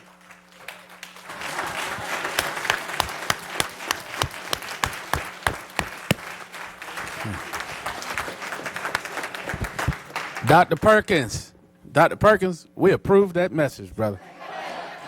Yes, sir. Yes, sir. So again, the way that started is we gave them the locations that we had, the top 3 locations throughout the city where overdoses occurred over the past 5 years. Again, I left it up to the chaplains and the Faith in Action crew to decide how they were going to go out there and make that difference. We've also partnered with LEAD. They've given us several shipments of Narcan to help keep the Faith in Action group in supply as they go out there on the Thursdays and interact with our community. Just some real quick, some community events that we've had over the past, the second quarter. Central District Open House, that was at the end of my first 90 days. That took place in that second quarter. Operation Ceasefire Movie Night. We did the 2 in the spring. I think we have another 3 scheduled for this fall. 2, 3? 2 for sure, maybe 3. Community First Responder Day. And again, there's so many community engagement events that we participate in on a weekly basis. I know this Saturday I attended 5 events between 8 a.m. and 2 p.m. But these are just the highlights of a couple of those. And I know we got a late start tonight, so I'll go ahead and close it out with that. All right, do have quite a few questions. Go to Mayor Pro Tem Dawkins and Councilmember Benavente and Ingram. Thank you, Mr. Mayor, and thank you, Chief. You've got a tough job, and know the council appreciates it, and your entire team of over 400. It seems we're able to recruit, but then the problem seems to be retention. I notice we're running maybe total staff at 19%, which is a little better than 20%. But do we survey the officers when they leave? We? Okay. So, and you're reviewing those, or we create a database so that you know the top 2 or 3 reasons, because it isn't always money. At least I've found in business, people leave for other reasons. Money's probably the biggest, but there are other issues. So, yes, as we talk to officers as they begin to depart from the department, that money does come to the forefront as a reason for leaving. You know, as we look, it's important to look at what type of officers are actually leaving. You know, we're losing a lot of our experience. You know, our greatest losses occur in that 3 to 6 year range of officers leaving. They've gained the experience. They've been through BLET here. They have 2 or 3 years experience under the belt. They're very marketable in the system. And a lot of smaller towns have basically just increased starting pay to where a 2 to 3 year officer can go there and get a significant pay raise. Like 50, 60,000. All right. So now I know the Fayetteville Police Foundation has provided lunches in the past, and that's great for morale. Is that something that you like seeing, or yes, no, maybe? So, yes, morale. Does that help? It's the question, does it help? Yes. You know, morale is a big issue. You know, as long as we can keep officers feeling like they're being valued at the place they work, they're appreciated. That's true. But, you know, at the end of the day, you know, morale doesn't pay the bills. So, you know, a lot of these officers are looking for those bigger pay raises. And again, we're losing those officers in those mid-year marks where they're becoming viable assets to the Fayetteville Police Department. Gotcha. And then they become leaders, and then they train their puppies, so to speak. Okay. Police Action League, it looks like you're putting a big emphasis on that, where you're getting more involved in the communities with playing ball, or I know we used to do boxing years ago. And yes. So we were without a PAL board for a while. We stood the PAL board back up. They've seated. They have a president and they have a voting board now. One of the things that, again, I try to nudge people in the direction that I would like to see things go, and then I let them take it off on their own. The current president for our PAL board, Swan Davis, he came up with the idea of the safe space to play over the summer for our kids. Right. That's something that we actually ran all summer on Fridays at the Seabrook Rec Center. Also, we had our PAL recreation camp. Believe it or not, social media was one of the things that they addressed, cyberbullying and social media. I spoke earlier about violent crime. I said, you know, social media is a driver for a lot of our crime. So, you know, that was a key information, that, especially for that age group of kids, to determine that was what they needed to talk about as their PSA. And you're still using Crime Stoppers in a big way. I mean, if you see something, say something. Folks leaving tips. We're still paying people. Yes, sir. Still a big thing. All right. And then I noticed we always have cops at the community watch meetings. Would it be helpful to have more cops listening if they're hearing things from the citizens? What happens? Do those community watch officers then report to you, or trends they're hearing, or what citizens are telling them, so that you're in the loop and your leadership team is in the loop? Yes. So basically, you know, what you'll typically see at a community watch meeting is going to be a lieutenant or sergeant, some type of supervisor. So as they hear the complaints that are coming from that community watch group, they can actually make adjustments to whatever they're doing that night. If it's something urgent and important, guess what? They can go out, get on the radio, and they can send an officer over there to readjust on the fly. If it's something that's going to be a more long-term project, you know, those lieutenants can incorporate those into those SARA projects I spoke about earlier. SARA is just that scan, analyze, respond, and assess model. Right. Basically a problem solving. All right, and last question. Since you've still got plenty of budget, and as you know, you're authorized for more budget if necessary, if there's an emergency situation. But leadership training, you looked over at the city manager. You are authorized, if you have to hire as many officers as you can find that you believe will be an asset. But leadership training, I worry about. You know, I noticed what the fire department is doing. They got 15 different line items on leadership training. It's so important. I know money is probably the number one driving issue why they leave, but I want our men and women to be able to get as much training as they need to be able to expand, whether it be on mental health or whether it be learning more about suicide prevention. All these things are important because the state has let us down on the mental health, and they shut down that mental health years ago, over $2 billion. So now we got to recover from that. And you're having to face it now in so many situations. So yes, we're currently, you know, I spoke about our mental health coordinator or liaison. She actually is a CIT instructor and working towards getting the department, more CIT trained officers as they come out of the academies. As far as leadership training, yes, we're constantly we're constantly considering ways to develop our leaders.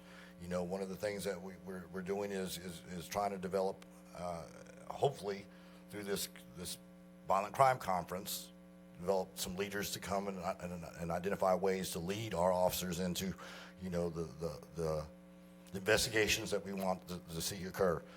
Not just that, for all the promotion processes, we've come up for a training program that everybody who goes through a promotion or a specialized assignment, so they can get actual training towards the job that they're getting ready to go into, so we can evaluate whether that person has that capability to handle and do that job, and provide them with some training as they gain that experience. Thank you, Chief Braden.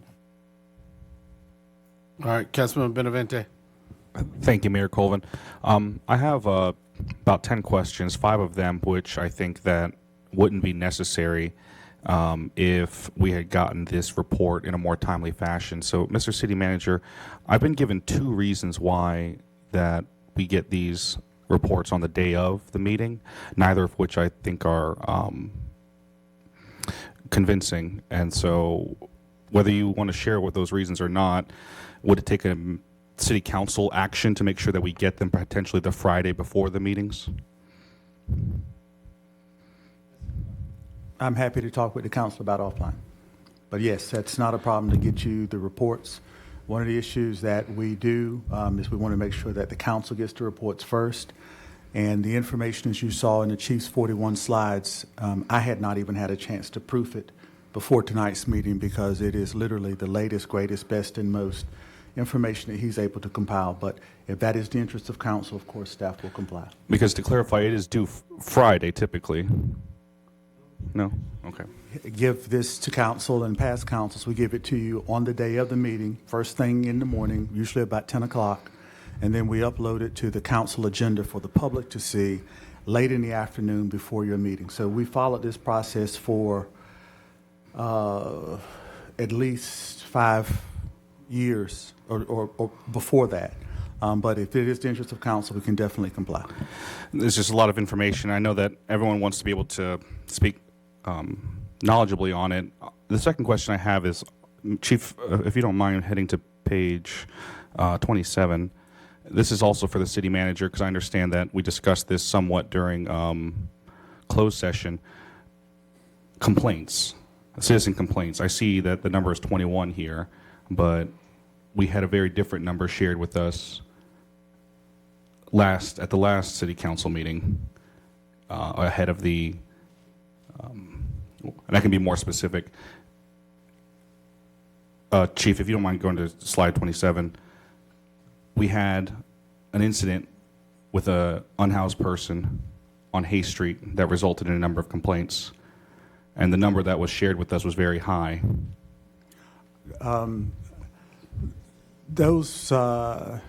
Well, that also happened after June 30th. Okay. And this is for the first 2 quarters.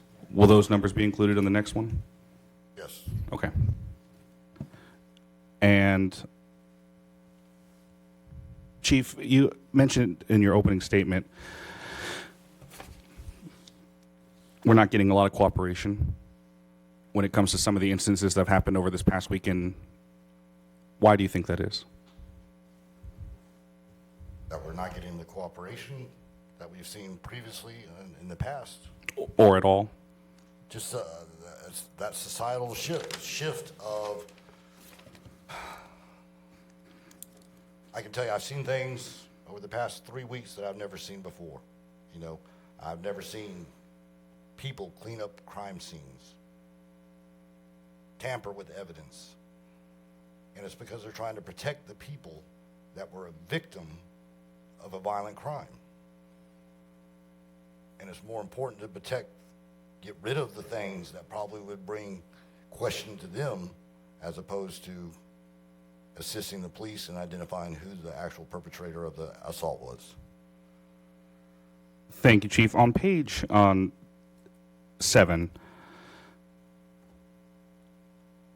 can you tell me aggravated assault numbers there, the 557, how many of those are instances of gun violence that did not result in homicide? Or are we including that within the number in addition to other types of aggravated assault? Again, yes, aggravated assaults include any assaults with weapons or assaults that incur serious injury. If we can make a note, Mr. City Manager, or to the chief or whoever, I think it's important that we separate perhaps those two things. We know that a lot of gun violence is happening. We know that not all of them result in a homicide. And I think it's worth noting how many instances of gun violence are resulting in shootings, but not necessarily death. Because I think that paints a broader picture, and that's just me asking for future Take a look reference. at slide 13. Does it share there? Wrote a lot of those out. Okay, great. Aggravated assaults. That is just for the second quarter. 174. Excuse me? The 174 number? No, there was 45 incidents of felony aggravated assaults. Okay, thank you. And this is what we're talking about. Those are the instances of shootings that did not result in homicide potentially. They were all aggravated assaults where there was serious injury, whether it was a stabbing. I had someone who was bludgeoned with a crowbar. You know, that falls in that category as well. It's not just our violent crime is a broad spectrum of crime, and shootings are just part of that. That's why if you'd like to see those broke out, that would be something that we'd have to do in the future. That's fine. Yeah, if we can do that in the future, because I think it speaks to some of the bigger questions that we have to answer. Back to page 7, I'm misunderstanding something here. It says 29 victims thus far in this 2 quarters. Correct. And I saw that on page 5, it said we're up to 33 and 23. So what's the difference between those two numbers? Remember, I said when I explained that slide, that was the one I presented to you last week when I gave you the update to the crimes. Okay. And that was just so you could get an idea of what to gauge the difference. Again, I realized that the second quarter report is a point-in-time report, and I just wanted to have this. That's slide July, in there. August. That's the difference in the 4. Yes. Understood. And then comparing that to slide 8, 29 makes sense because you just said 29 victims. 21 suicides. Do we know whether those were instances of gun violence as well in those 21? Or how many were gun violence incidents? I would have to break that out. That's nothing we've never broke out before. So. If we can do that as well, because again, I think we are talking about gun violence in this community, and we talked about how it's not just, interpersonal violence that you described from this weekend, but gun violence of self-harm as well. So I think that's part of the equation. I think that'd just be good information for us to have, because I know that 21 might not be all instances of gun violence necessarily, if we can have that as well in the future. Thank you, Councilmember. I had 2 more and then I'm done, sir. I apologize. Like I said, some of these questions I know I could have emailed you, and you could have very easily clarified them without us having to do it during the meeting, which is why I want these reports sooner than the day of. On page 13, you mentioned that there's difficulty in sharing clearance rates because of how they fluctuate over time. Here, it looks like these are very, very solid numbers for 2023. They only get better from there. We Sure. still have open cases that we haven't fully closed. Sure. So, and again, remember, that's only for the second quarter. I was breaking out. I was in sort of a crunch based on the request that you gave to get the information that you requested. No, I think this is good information. It makes me feel like, in fact, we could have some more clearance rates with some more confidence. I know that you mentioned previously that we could have 2021. Maybe I'm misunderstanding something in the difference between that and this. The difference is that, yes, we still have open homicide cases from 2022. So, the clearance rates normally, to get the full picture of what the clearance rates for 2022 is going to be, is usually in the late of 2023. But the clearance rates that you're seeing right now, again, we're a point-in-time reference for the second quarter of 2023. And for the second quarter, we're at a 62% clearance rate for the crime of felony aggravated assault. Okay? So, again, this wasn't the total year. I didn't have time to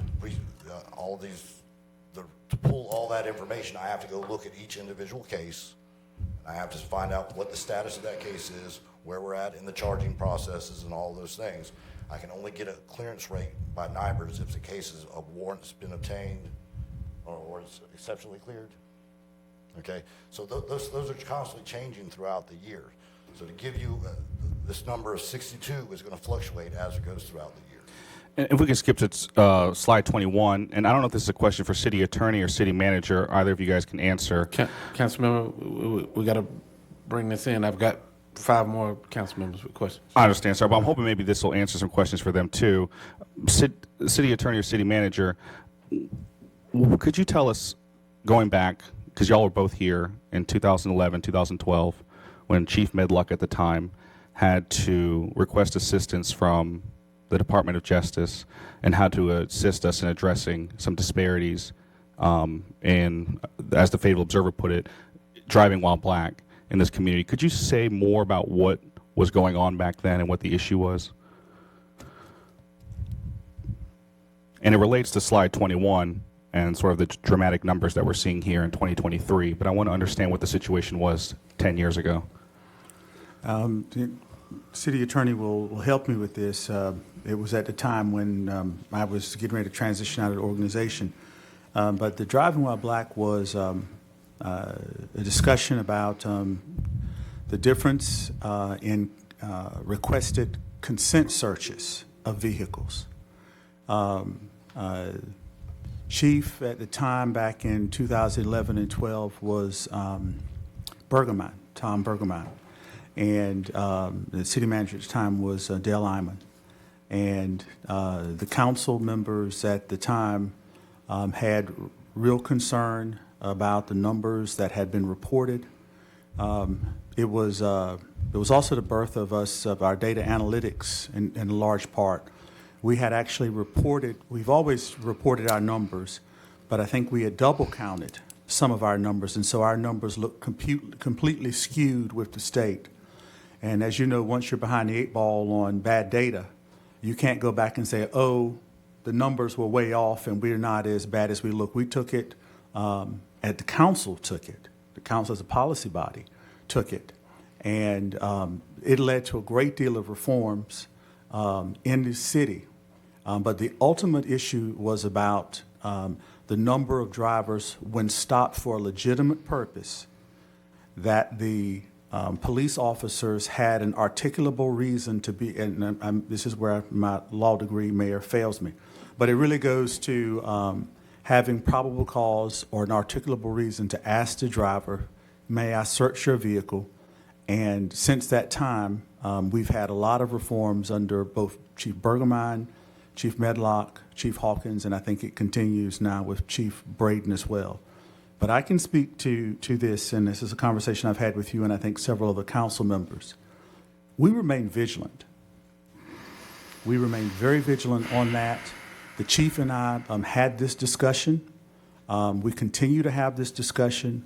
And when we see the numbers increase, as we do, I think he said 111% increase in the number of traffic stops, that is something that we are watching.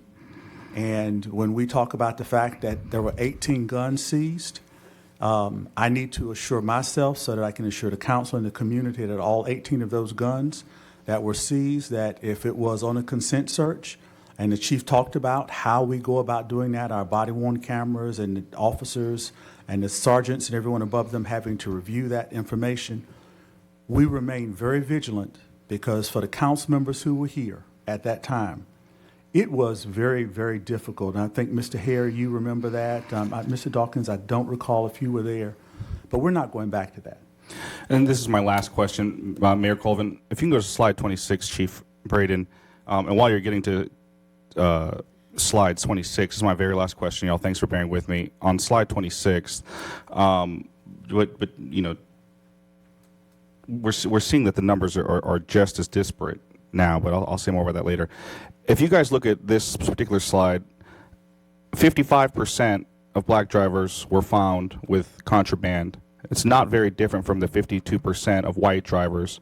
But when you look at the number of searches, the multiplication, 3-4 times the number of searches, even though the results are pretty much the same.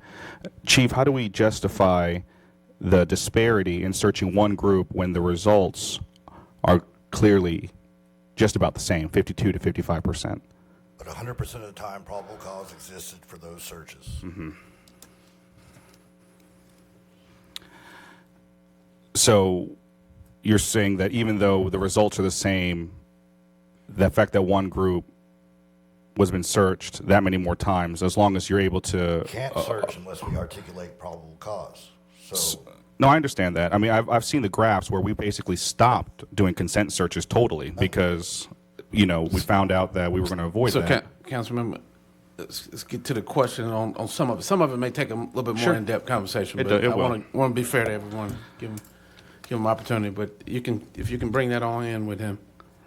So you don't have an explanation for the disparity between 624 searches versus 167 when the results were effectively the same? It's not like one group is known for having drugs in their car more often.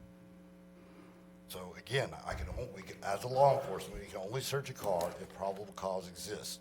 We were able to articulate probable cause, and at least, and again, there were a few consent searches in there, but a bulk majority, they're almost non-existent. I want to say there was like 37 total for the year. But in all of those cases, we were either able to generate probable cause to justify a search or we weren't. Okay, so whenever the probable cause was generated based on the officer's observations, what they observed, what they smelled, what they saw, searches were conducted. And then just in the future, let's include Asian Americans and Hispanics in all of our research, because I think that we're losing something when we don't include everyone in the community when we look at these numbers. But thank you, Mayor Colvin. Thank you, sir. Councilmember Ingram. Thank you. I must say, it must be a new day. My mic would have been cut off. So first comment is,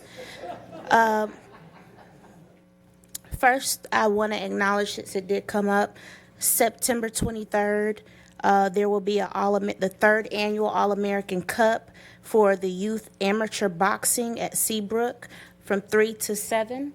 That is part of our PAL Police Activity League. 2, I want to thank Miss Georgia Smith Walker, and Police Department for their generous support with our Massey Hill Community Family and Friends Day over the weekend. It was so great, and also Man of Church. Questions. So I'm gonna be very honest. I spent a great deal crying over the weekend. That's just my truth. And I think you mentioned it, Chief. You couldn't get one crime scene cleaned up before another one broke out back to back. And I live in Massey Hill, so I hear it, I feel it, and a lot of what I feel in violent crime does happen. It happens over the city, and it happens in the district. Can you go to the juvenile crime summary? I have just one question about that, and then I have a follow-up question. When we're looking at these numbers, and I think these numbers give me the most heartache. When we are reaching out to the parents, what are the responses of the parents?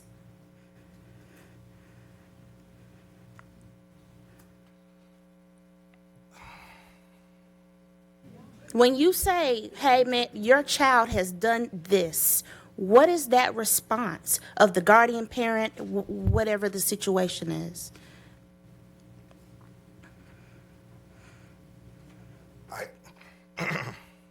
There's a wide variety of responses to those, and that's all I can really say about it. Okay. Yeah. Do we know if majority happen to be maybe in foster care or living with grandparents that maybe cannot do much? I know I was at Douglasburg today, and I saw so many grandparents and I'm wondering, is that a large demographic when we're looking at the juvenile cases that we are seeing? And that was about to be something that I'd have to research further to give you more realistic answers. This was pulled out of all the juvenile reports that we had taken and the incidents that have occurred in the first 6 months. Okay. Again, this is only a small section of the actual crimes that are out there, but these to me were the most serious. And just to give you an idea of how the recurrence rate of some of these crimes, if you'd like to have us break down some information about, the the guardianship of that child, that's something that we'll have to take a look at. Well, no, I'm more so wondering, going into my next question, I'm like the missing piece. You know, I know we have mental health, I know, but the missing piece. And I just really want to know, okay, what is it? That's something we can talk about offline, and I can put it out to my community. But going to my last question, what can be next? What more can we do? So I think that was something I addressed in the beginning. You know, as each of us as leaders, we got to figure what influence we have over our community and leverage that influence. You know, if you know somebody, you know, that is struggling in Massey Hill, then you know, what do we need to do? How do we identify that as an individual who needs that help? You know, as a police department, you know, we got to make sure that we're out there doing our best to enforce gun laws and make sure, you know, we're enacting the proper things. Like I said, we're going to be coming to you in the near future, I think the next work session, with a potential for a curfew ordinance for juveniles. You know, to make sure that we're doing everything that we can to identify who the potential violators of law are and how would best deal with those, and give us the tools we need to get out and make those interactions. Okay. And with this task, with the community, the chaplains, and the initiative that you're doing, Mayor Pro Tem Dawkins asked about training, like mental health training, suicide awareness training. Do we have maybe the financial means to be able to get those that are coming on board to say, hey, can we do, you know, bring them into City Hall, and they also go through a certain type of community training? Just like I know that there's a first aid mental health responder training that somebody can get just as a community member. Do we have that, or is that something we need to say, hey, let's make this happen? I think we actually have in-place systems where we're getting the CIT training across the board. We do a lot of train-the-trainer programs where we send people to get certified so they can come back and train our individual officers. You know, I don't have the opportunity to send 400 plus officers to training at one given time. So what we do is we train individuals, they come back and take their time and train up the department as time permits. So we are investing in our training, our Office of Professional Standards on, you know, what training needs to take place. You know, as we look at and review internals, you know, what use of force training needs to take place. We're constantly evaluating training across the board, and our Office of Professional Standards really stands up and makes those recommendations. Thank you. Thank you, Mr. Mayor. Thank you. Let's see. Councilmember Jensen. Thank you, Mr. Mayor. Thank you, Chief. I'm going to be brief, and I don't have a lot of questions. I mean, I think that the report that you sent us and that we read answers a lot of things of what is going on, and I think we all know what's going on. I appreciate your candor of your press conference, and I could feel how upset everyone was that night. And I will say, as a mother, I will be saying what Councilmember Ingram said. There is no way as a mother that you can imagine what is going on in our city, and it is our juveniles. I mean, we are in a crisis, and we are not going to get out of this crisis by ourselves. And I appreciate everything that the Fayetteville Police Department is doing. And I will tell you, Captain Manley gets a text from me probably twice a day, never complains, and is always on point. So our police officers are doing their job. But and I'm sorry, I don't know, is it a pastor? The pastor? Dr. Perkins. Yes, Doctor, I apologize. You have hit the nail on the head. We have got to get the county involved. We have to get the school system involved, and we have to get the hospitals involved. I said this a week ago, and I think as we sit here, I am calling everyone out to say we need to have information. You asked a great question about our youth and what are the parents saying and what, we don't want the police to dissect so much that they can't be out there doing their job when the school system has this. They have this knowledge. So I just wanted to say thank you, Doctor. Thank you very much for your hard work, because you are hitting something that needs to be taken care of and addressed. And thank you for getting us off the hamster wheel. And I can tell you, I can speak for me, and I'm sure I'm speaking for a lot of people up here on the dais, we are here to help.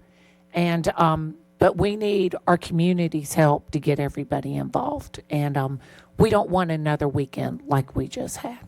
Thank you. Thank you. Councilman Mahondros, Thompson, and McNair. Thank you, Mr. Mayor. Chief, good evening, and thank you and all your team members here, first and foremost. I have 3 questions, two for clarification and then one with a little more substance. On slide, if you could turn to slide 27, please. There's an asterisk there, just for my edification. You mentioned there was a change in the way you report use of force. Is that the asterisk? No, there's the asterisk for that one was based on the actual uses of force. That number is not exactly the same as if you look at the use of force slide. There's sometimes when the officers I have 2 officers that were involved in the same investigation.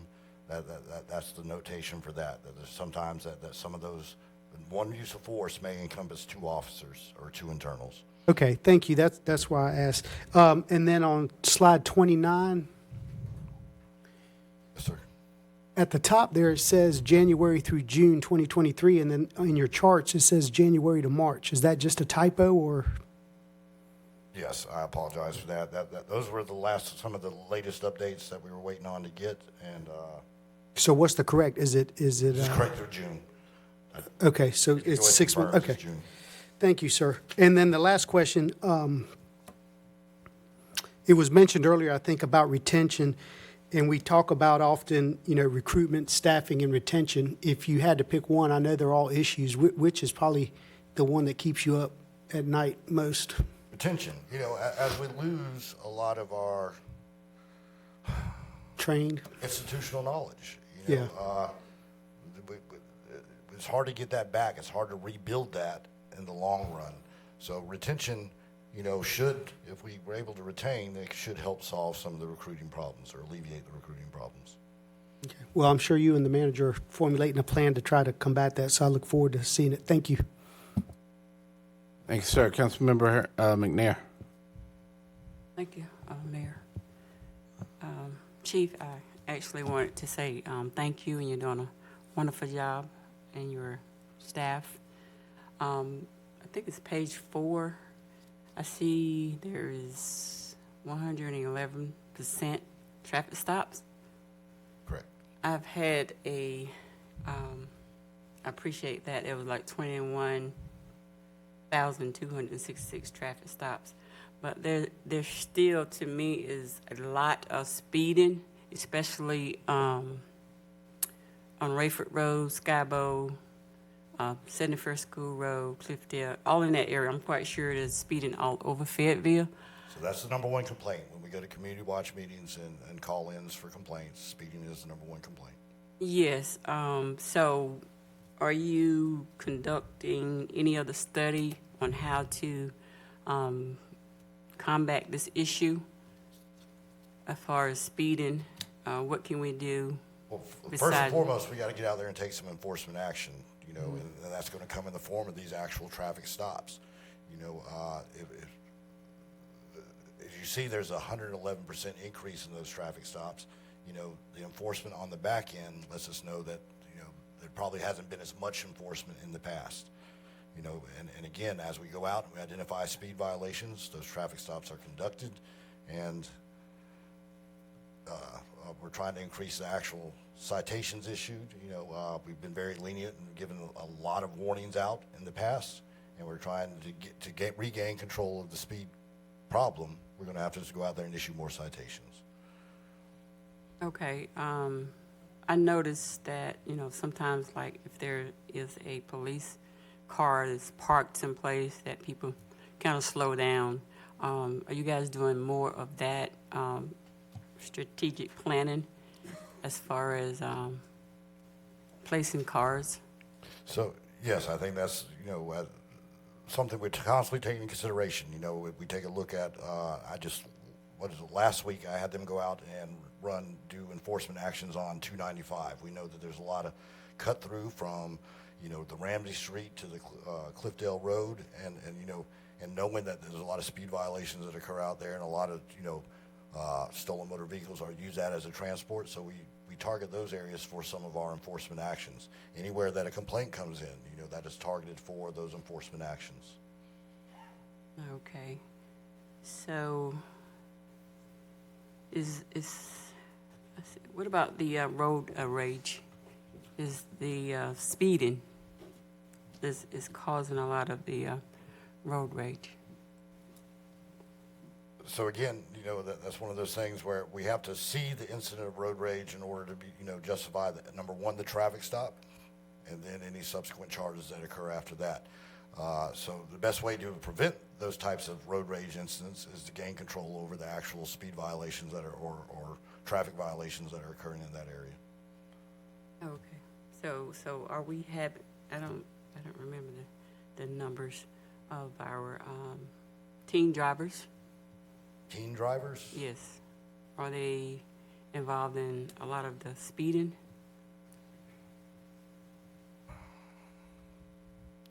So that would require a deeper dive into the actual traffic stop data, and that is something we could look up for future reports. Okay. All right. Thank you, Chief. Thank you, Mayor. All right, Councilman Hare.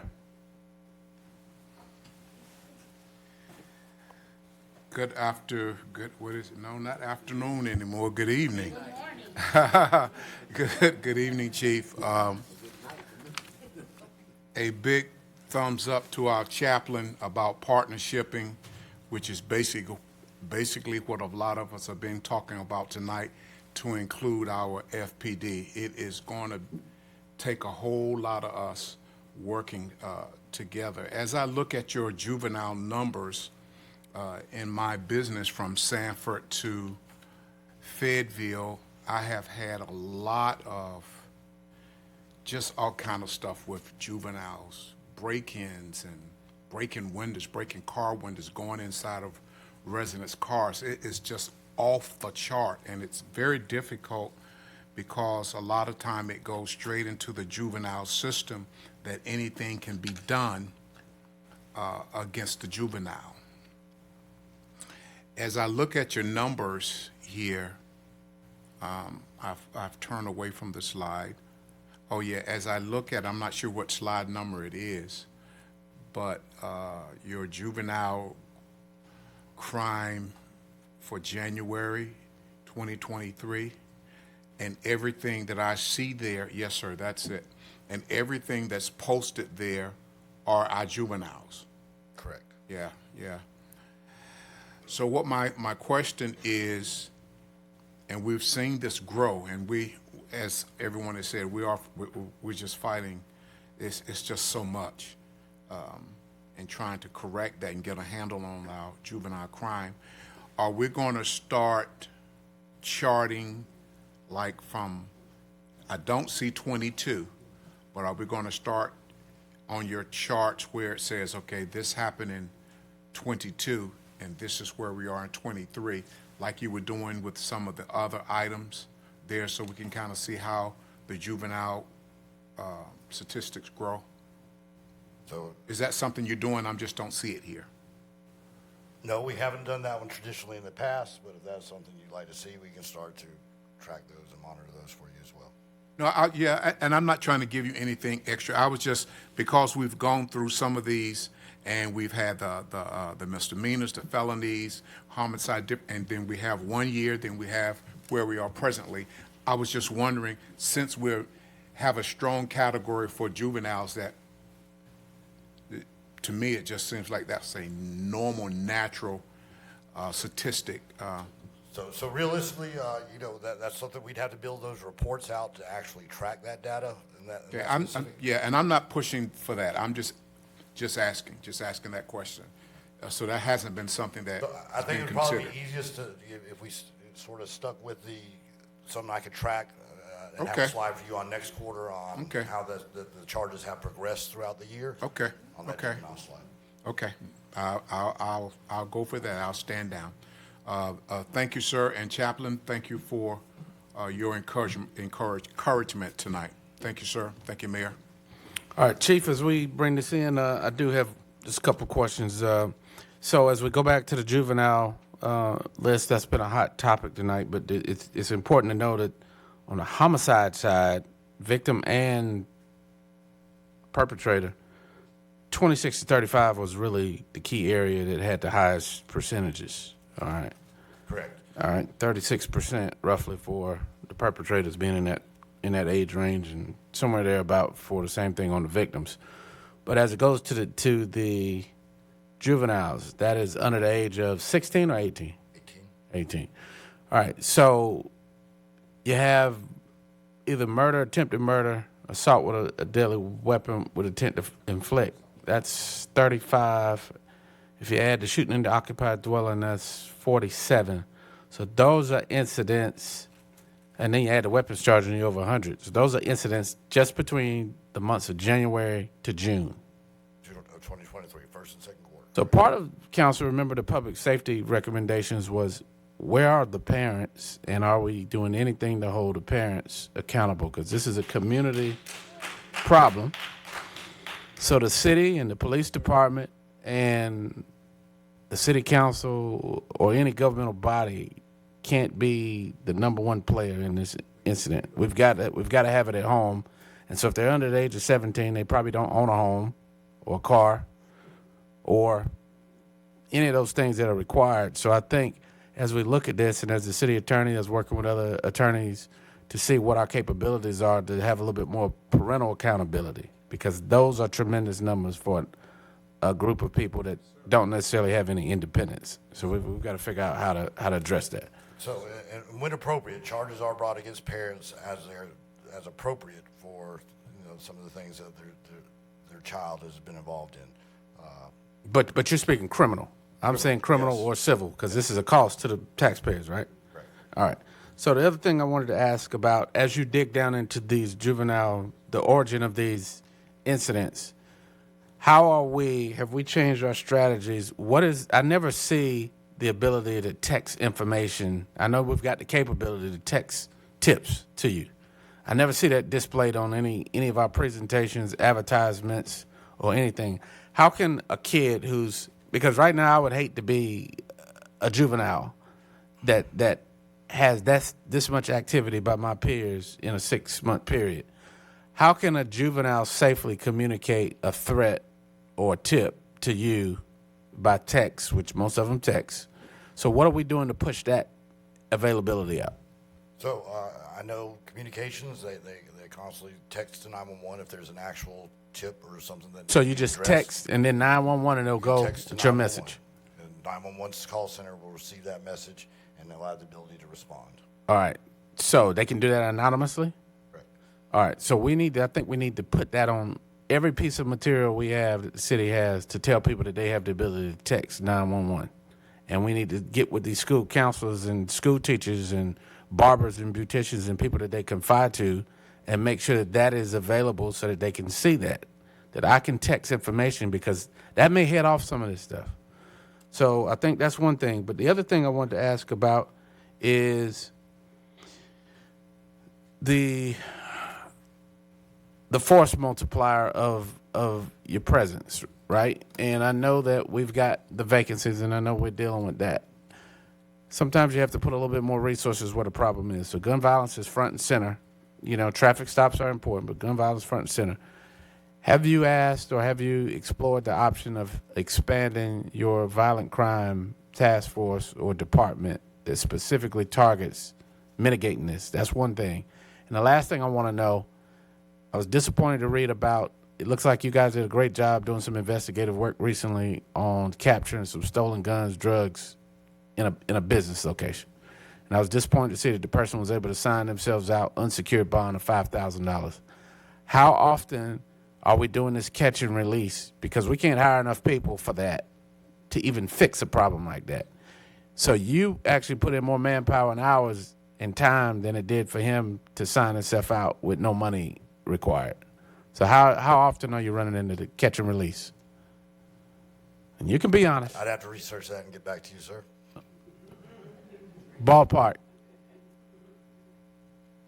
We have no control over bonds. I got you. I'm just asking how often you run into the problem, because where I'm going with that is. And again, I haven't arrested anybody. So you don't have anything that tracks recidivism or people that you've arrested more than one time in the last 24 months or 36 months, any of that? That's not data that you keep? Yes, we have a repeat offender program where it shows how many times someone has been arrested. That's what we're using to track who we need to target within our community. You know, if they have more than one hit in the past 6 months, it actually elevates them on our list. So, right. So my question is, it would be useful to have in our report, because I want the listening public to know that you not only elect us, you elect judges. You elect the judicial people who play a role in this stuff. So if you're doing this catch and release and it's a problem, we need the data to be able to let the public know that there's some other players involved in it. So if you can get that back to me, I would appreciate it. So, and we can speak offline about the parameters Yeah. for that. Okay. All right. Well, I see you trading carefully, but I'll leave it where it is. But Mayor, but when all that information goes up in front of the judge, let the judge with their own eyes have an opportunity to see how many times this person has been arrested before they let them go. I mean, come on, guys, right? Don't they see that? Well, sometimes it's a judge or a magistrate, but the magistrate's report to a judge. For any felony offense, but I'll they get the do have a information first off appearance before the judge. Yes. offline. All right. So I have Councilmember Thompson. Thank you, Mr. Mayor. Chief, what a long night. We appreciate your report. We appreciate you being honest. We appreciate you being steadfast and keeping our community safe. We appreciate the support of all your precinct leaders who are here with you. That shows a great leader by the people that's sitting in the audience. We thank Dr. Perkins and his faith-based program, reaching out to the individuals in the community to bring some type of unity where we can all live in one accord. I'm thankful for you to be available to answer my questions in advance, so I don't have to ask any tonight.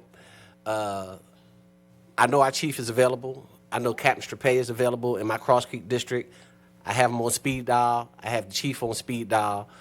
I agree with what everybody else says. We all need to come together, keep our first responders informed of what we know so they can help keep our citizens informed. So I'd like to just approve the report as it's been received. All right, there's a motion by Councilmember Thompson, seconded by Councilmember Ingram. Discussion. I see Councilmember Benavente. Thank you, Mayor Colvin.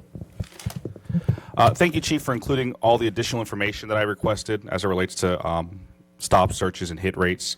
I think being transparent about this data isn't meant to beat up on the police. It's meant for our entire city staff, to include your department, the city manager's office, our city council, to address these details, to be responsible and to be accountable, as the city manager said, to be vigilant about the way we use our governmental power. And we can't do that if we're afraid to look at exactly what we're doing and who we're doing it to. Our vulnerable communities don't need more policing, we need more protection. And there's a difference. Our communities need protection because we don't have the means to secure ourselves. So just blaming the parents is easy. But if they're struggling to keep a job, to keep a house over their kids, they don't have adequate child care, of course they're going to have a hard time holding on to their children. And so again, trying to just address them by law enforcement rather than addressing the root cause of the issues isn't going to get us out of this. The worst thing that we can do in light of all the troubling things that happened this past weekend is to start trampling on people's civil rights. So some folks in privileged positions in this community know that they're not going to be the target of this increased enforcement or these increased arrests or this increased policing. They don't really care how hard our cops go on other communities because they know that they're not the target of these issues or this increased policing. And I think that we have to be honest about why it is that Chief Braden has said it plainly. We're not getting cooperation from every member of our community. And I think that the reason is, as the chief said, that folks just don't want to get in trouble. And we know that. We know that that's really all that's really going to, they're used to having come from cooperating with the police is just more trouble.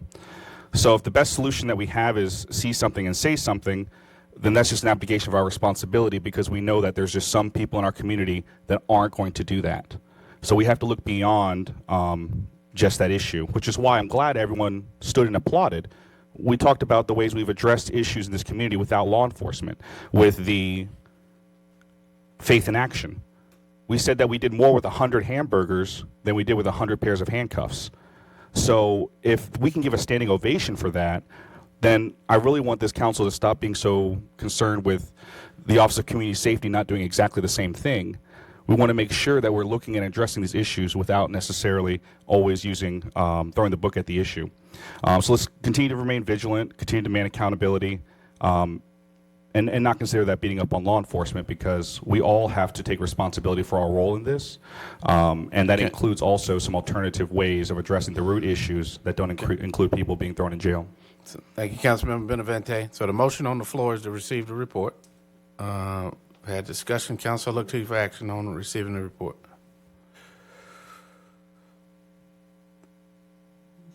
All right. Motion unanimous. Thank you. Thank you, Chief. Good job. Good job, guys.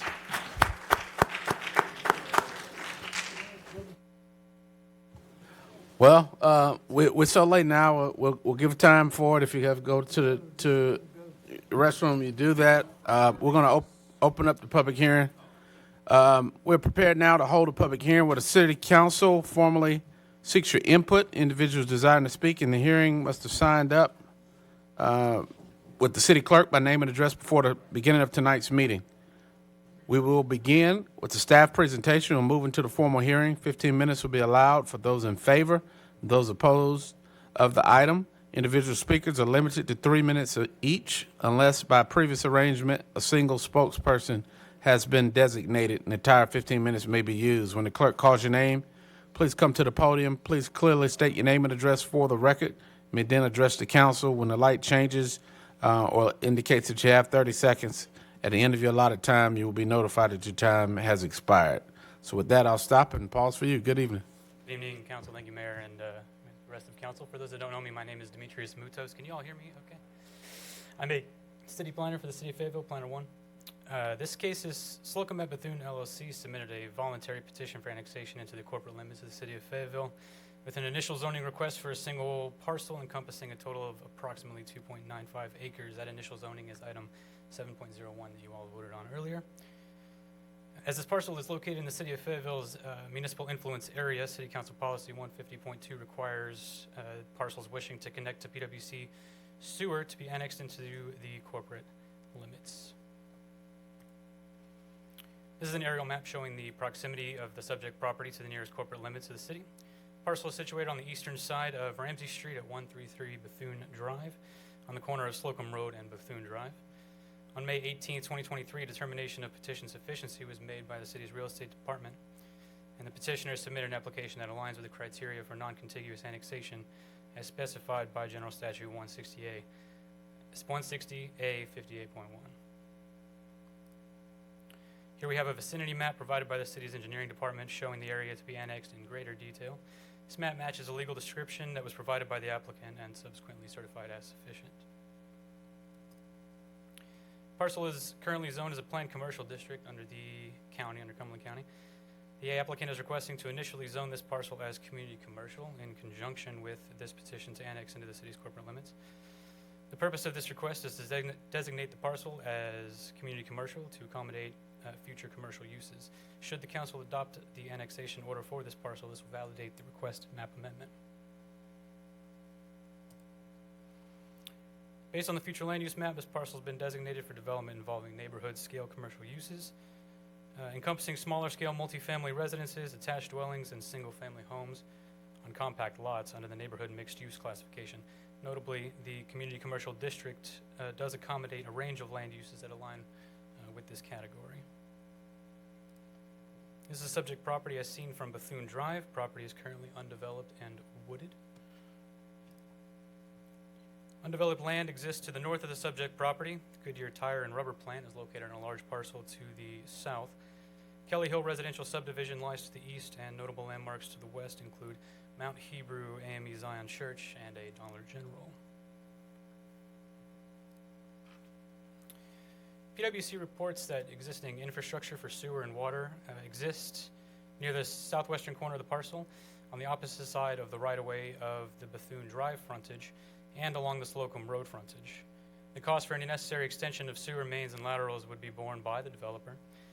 PwC also reports that the standards operations and management costs will apply to all extensions of current water service, and that revenue will be obtained by the connection of a new customer for water service, Routine operations and management costs for sewer service will be billed to the Kelly Hills Water and Sewer District through the O&M agreement. All other departments and divisions for the city report that they can absorb the expansion of services without incurring additional projected costs. The site is currently being serviced by the West Area Rural Fire Department, who reports having no debt on apparatus, equipment, or facilities that would transfer to the city should this annexation order be approved. The undeveloped site does meet the lot standards for the proposed community commercial zoning district. All upcoming development will adhere to Unified Development Ordinance standards, which are assessed through site and building plan review. This petition's sufficiency has been determined to be sufficient. The department and divisions report that they can absorb the expansion of services without requiring additional resources. And the extension of sewer service under City Council Policy 150.2 would not result in the inefficient extension of utilities or service because of existing utilities fronting the property and in the surrounding area. And as such, staff is recommending that City Council adopt an ordinance annexing 133 Bethune Drive. And I'm here for any questions. All right, Councilmember Jensen.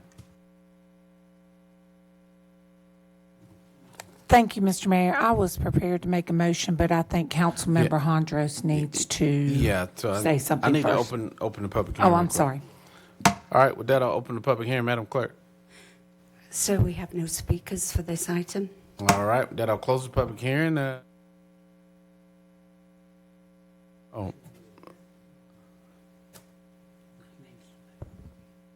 You need a motion to recuse Councilmember Hondros. Oh, he's okay on this one. All right, so there's a motion by Mayor Pro Tem Dawkins to recuse Councilmember Hondros. Is there a second? Seconded by Councilmember Jensen. Discussion on the motion of recusal. All right, Council, look to you for your vote on this. Councilmember Hondros, you're skipping work tonight. All right, motion carries by those voting. All right, now back to the item. Council, entertain a motion. All right, Councilmember Jensen. No. Oh. Thank you, Mr. Mayor. I would like to make a motion to annex the corporate limits of the city of Fayetteville to non-continuous parcel totaling 2.95 plus acres. This parcel is located on the eastern side of Ramsey Street at 133 Bethune Drive and can be further identified as PIN number. Do I have to say all that? I don't have to say all that, do I?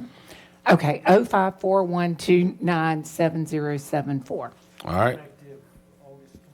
Effective August 28th, 2023. All right, there's a motion by Councilmember Jensen, seconded by Mayor Pro Tem Dawkins. Any discussion? All right, Council, I look to you for your votes on this.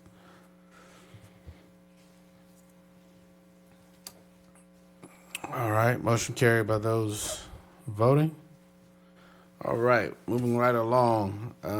Item 10.01, evidentiary hearing. Get my language out.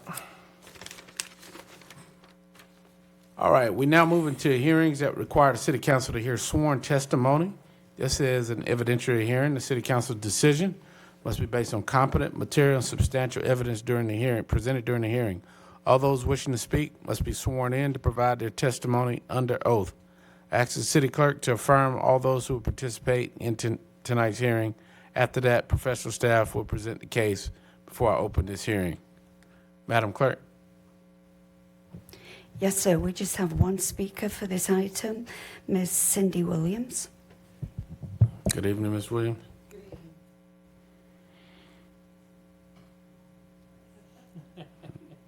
or affirm that the testimony you are about to give is the truth, so help you God? I do. Thank you.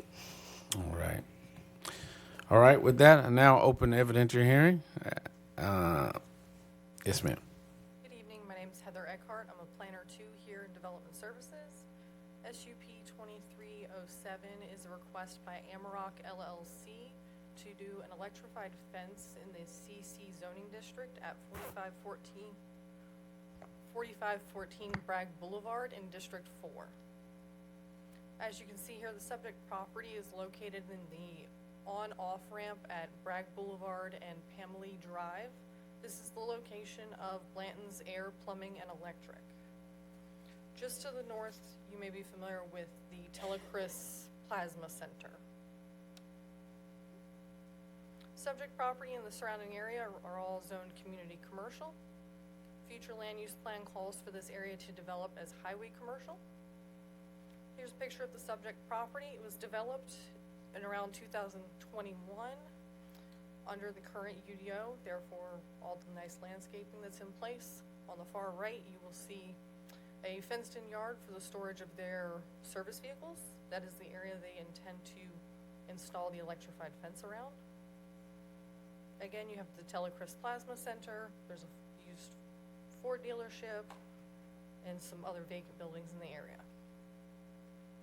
Site plan shows where the fence will be installed. It will be installed inside of the existing chain link fence. Here are your 6 standards for the approval of the electrified fence and your options. Staff asks that you hold any questions until after the evidentiary hearing. All right, thank you. So with that, we'll open the evidentiary hearing. I ask the applicant, please come forward and begin your presentation. For the record, please state your name and address and your relation to this case. My name is Cindy Williams Lundy. My address is 9780 Anchor Drive, Long, South Carolina, Myrtle Beach area. My relationship is I am Director of Governmental Relations for Amarok, which is the company that is that has the contract to install the fence.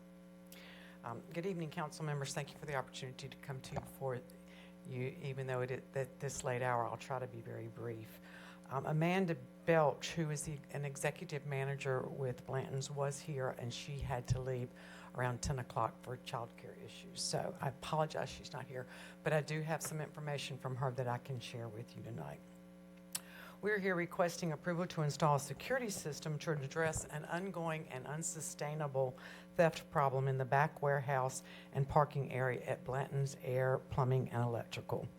This electric fence is part of a monitored alarm system for assets that by necessity are stored outside rather than inside of a building. Just like you wouldn't think of not having an alarm system on your business's building, you also need security for your outside assets and property. They are reporting or have spoken to me about instances of theft in the past 12 months. As recent as June of this year, include over $100,000 of loss where the bad guys are cutting the fence and entering the property, and they're taking catalytic converters. They've also stolen HVAC equipment, electrical materials from the warehouse dock area, and scrap metal from the dumpster area. It's simply unsustainable for a business to thrive with these type of losses. Blanton's has been vigilant in trying to stop this crime with other security measures in the past. But during their due diligence, they discovered other local businesses that have reported experiencing the same type of issues with fence cutting and catalytic converters, and they found out that they had installed this fence from Amarok or one similar to it, and at that point they reported their crime stopped, which is what our customers tell us across the nation. I would like to address quickly the 6 findings, or the findings of fact that I need to speak to tonight. Are we in compliance with the applicable standards? Yes, we are. There's 8 things that go with our fence that are the standards that are in your current law or current code. The electrification, yes, our primary power source is a 12-volt battery. The system meets the energizer characteristics set forth in the IEC standard for electric security fences as quoted in your code. Perimeter fence or wall, yes, there is a 6-foot perimeter fence around where this fence where the electric fence will go, and the electric fence will be 8 feet, which is 2 feet taller, which is what the allowable difference is per your code. The location, the EGD will enclose and protect the parking lot at the back of the building where work vans are kept. As you can see, it's nicely landscaped from outside the fence and provides more screening from the street view. It is not located in front of the building. Warning signs, yes, we do have warning signs that will be every 30 feet. This is an example of a typical warning sign, which also your code has approved. Accessibility, there will be a Knox key switch model 3502, which de-energizes the system and when the fire department uses their key to turn the switch. That is the model that we got from your fire department. Monitoring, yes, it will be monitored 24/7 by a third-party vendor named Security Central.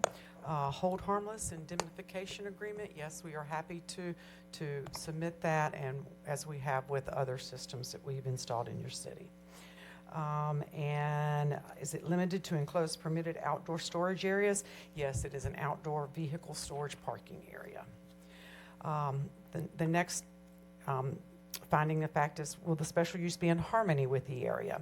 Yes, it is behind an existing chain link fence, making the chain link fence a buffer to protect pets, children, and passerbys from accidental contact. It is aesthetically, it blends in with the chain link fence, and passersby typically distinguish it as just one fence. Currently, there is attractive landscaping that's already there that will also prove to be an additional screening and buffer. Number 3, the special use will not materially endanger the public health or safety. Again, it is placed behind an existing chain link fence, making the chain link fence the buffer. Although it is slightly and momentarily unpleasant, if you do come in contact with it, it will not cause ventricular defibrillation or injury. If it is touched, I touch it about quarterly when I go to the office, and it is, we call it a safe but unpleasant, memorable shot. However, if you come in contact with this fence, one is trespassing. One must be trespassing to come in contact with our fence because, again, because of the buffers stated, they are already trespassing to get to our fence. Number 4, is the special use in general conformity with the city's adopted land use plans? Yes, it is. We feel that it is because it eliminates crime and thus allows businesses to flourish and remain at the location. National companies that install EGD, they also oftentimes will investigate what the city code allows for security and have often used this as a reason for locating if they're able to put the system to locate at a particular place.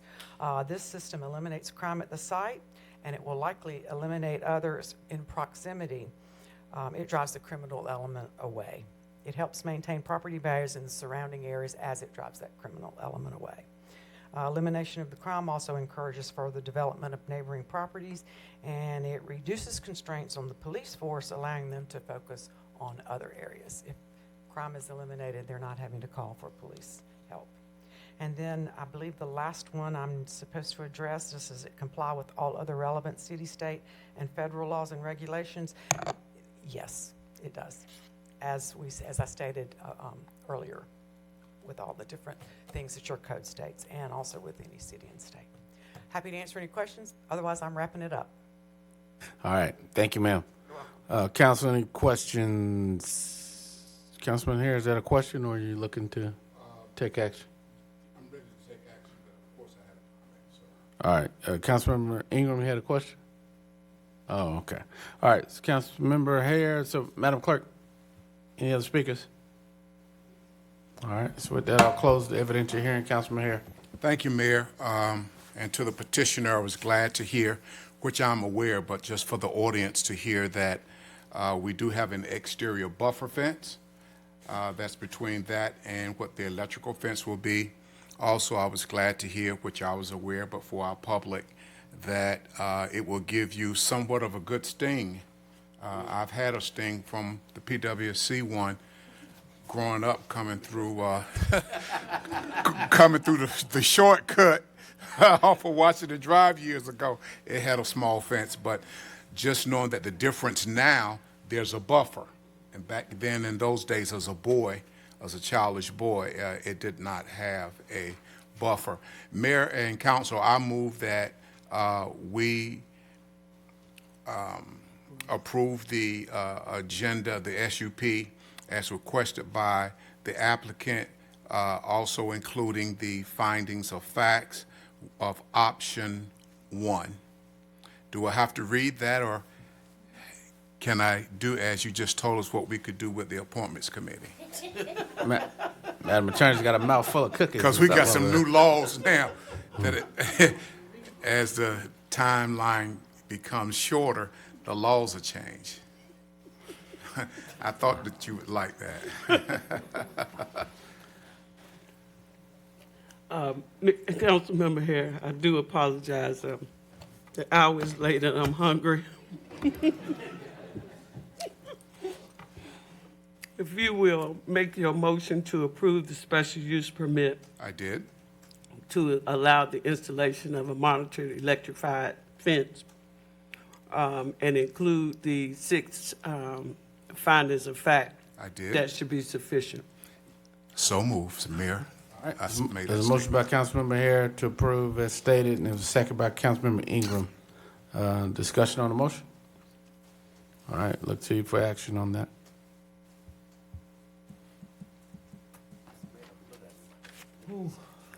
No, he don't look at the monitors. I'm looking at it. Ingram is beating y'all to the switch. He just called who he wants to be the second. All right, motion carries. All right, thank you. Thank you.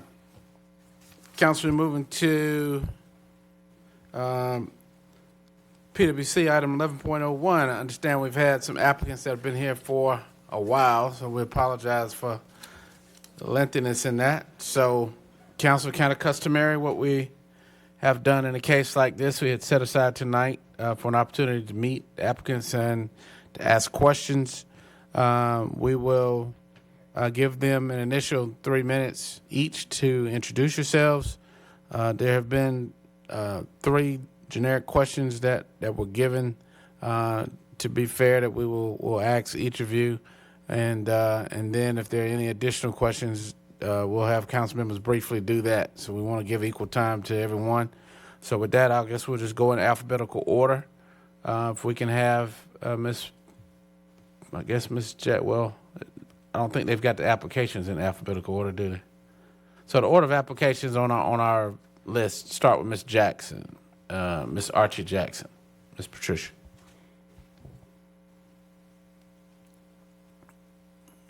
Good evening, Miss Archie Jackson. So you can put a mic down for us. There you go, and you can just have your 3 minutes of introduction. Hi, good evening. My name is Patricia Ann Archie Jackson.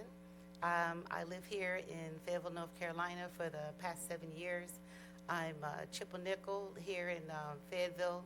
I'm also I work for Carol's Restaurants, which is, we own Burger King restaurants, 95% of the restaurants and Popeyes throughout the United States. I stepped down as the 3rd vice president of the Fayetteville NAACP. I just I do a lot of community service work here in Fayetteville. I appreciate the fire department because we did a Bringing It to the Streets initiative. And matter of fact, we did it in front of my house in Cottonade, which we trained 56 of our residents in our neighborhood how to do CPR. I've also worked with the Cumberland Health Net, where we did where I do the shot clinics at the bus station, and we vaccinated 3,700 of our residents here in Fayetteville. All right. Well, I will start it off with a few questions, and then council members can join in either with these defined questions if we can do that, and then we'll open up briefly for 2 minutes of other questions. So I'll ask the first one. What is your understanding of the relationship between the city and PwC as defined in the charter? And that is to include any financial or governance relationships. The other applicants left the room. You're right. I did. It's getting late. So if we could ask the other applicants that are remaining, if y'all could step out for just a moment, we'll come right back and get you. Dino's got a memory like an elephant tonight. Yeah. Yeah. All right. And so if you can give us just a minute, Ms. Archer Jackson.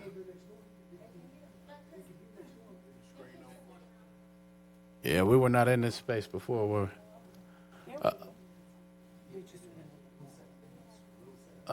So they're not in the room. She's checking on that.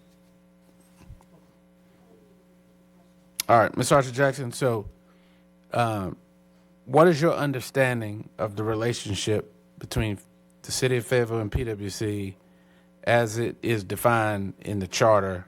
You know, the financial and the governance relationship between the two bodies. What's your understanding of what that is? It is my understanding where it comes to the body of PwC and the city, it's to where I'm not that quite understanding of the question or the answer if I'm doing it right, but it's where the city council and PwC makes it where they bridge and a communication between both bodies in order to make our water, our power, our energy here in Fayetteville compatible throughout the state of North Carolina for cost as well as efficiency. Okay. All right. One of the other questions were, do you believe the current ownership model is the best way to manage and leverage PwC as an asset of the city? And how do you hope to leverage this asset to benefit the community? Their understanding of ownership models, the understanding of ownership models are municipal owned, private, or shareholder. So do you believe the current model we have is the best fit for our community? So our municipality should continue to run the PwC the way that it is, because if you branch it out, then therefore you could you're not going to be able to keep it home based. Somebody else, would be a shareholder or something else, could be able to come in and just like a regular government and make changes. It's not beneficial to our community as well as to our taxpayers. Okay. And then finally, of the 7 strategic priorities within the 2022 Fayetteville PwC strategic plan, which priority or priorities speak to you and your skill set most? Why and how do you see yourself moving forward with these priorities as a board member of PwC? As myself, as being a board member for PwC, I would like to see a little bit more of the community involvement when it comes to decision making, using the city council members as well as some of our other elected officials in order to make some of the right choices for our community. Thank you, ma'am. Council, any additional questions for Ms. Archer Jackson? All right. Ms. Archer Jackson, thank you. Thank you for your patience tonight. Thank you for coming in and willingness to serve. Yes, sir. Thank you.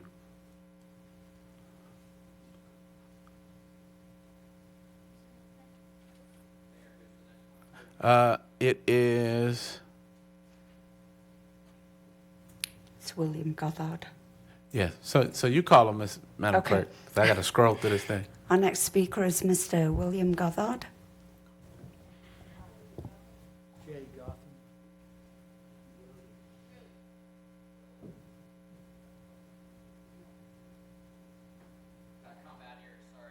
Uh-oh. Just to be fair. Good evening, sir. Mr. Mayor. Thank you for your patience. Council, thank you for this opportunity for a repeat performance. All right. All right, so you have 3 minutes to introduce yourself. And My name's William Gothard. I live at 224 Hillside Avenue, Fayetteville, North Carolina. I'm a retired military officer and obviously a concerned citizen. So thank you for that education I received tonight. So, hey, I'd just like to say that not a lot has changed since I was here in February with my situation or anything else. I'm a year older than I was when I addressed you last time, and I am now probably have the dubious reputation of being the oldest continuous resident of Hillside Avenue, the city's historic district, my wife and I, so, since Mr. Bob Ray passed away this year.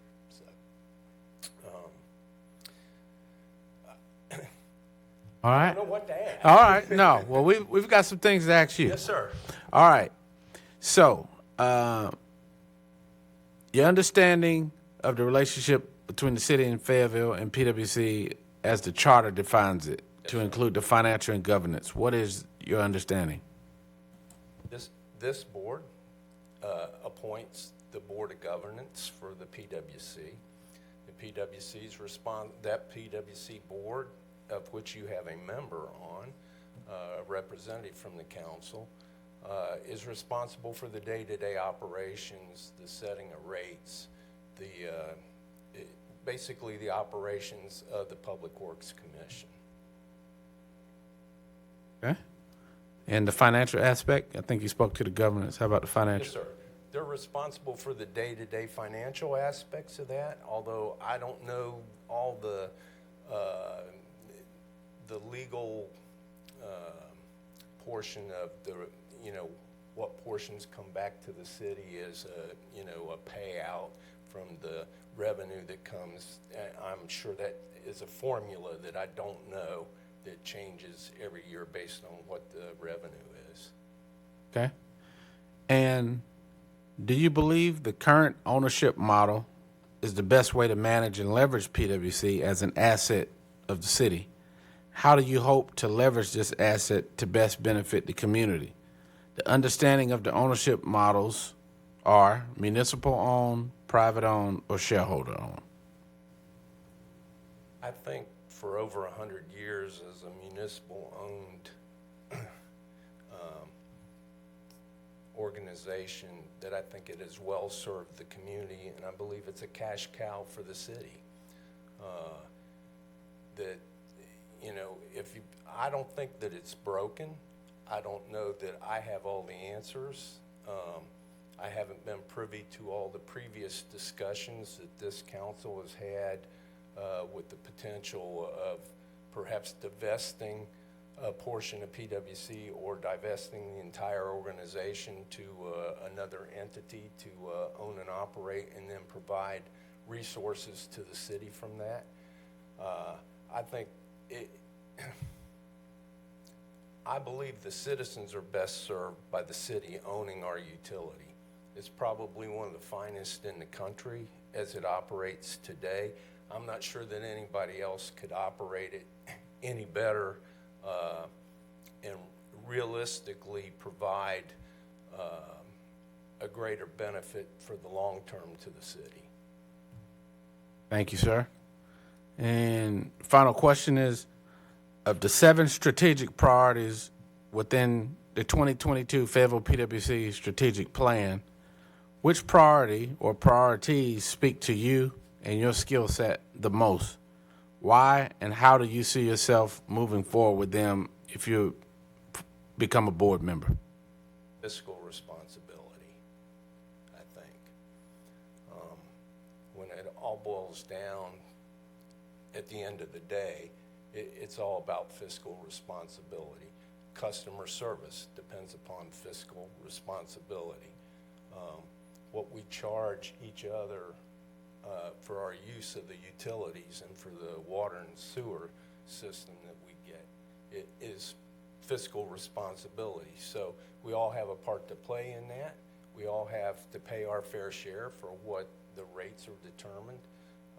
But we all of us collectively depend upon PwC to provide us with world-class service at an affordable price for all our citizens.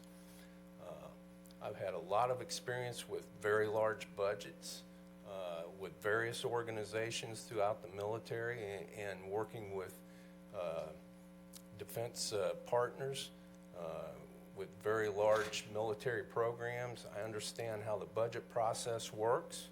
I understand the kind of oversight that's required to make sure that somebody isn't putting their fingers in the till. Not that I think anybody's doing that, but I mean, there are processes for, adjudication of issues. There are processes for auditing those things to ensure that you all get the right information that you need to make the decisions about how PwC can best serve the city.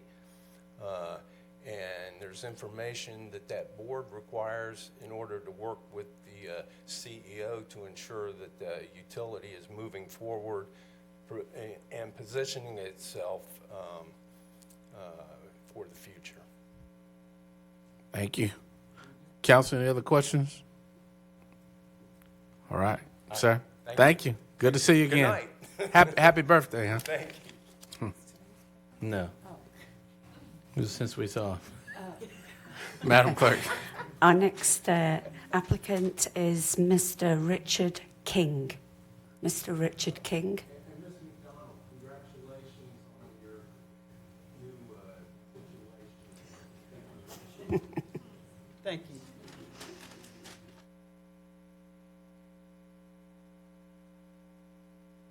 Good evening. Sir?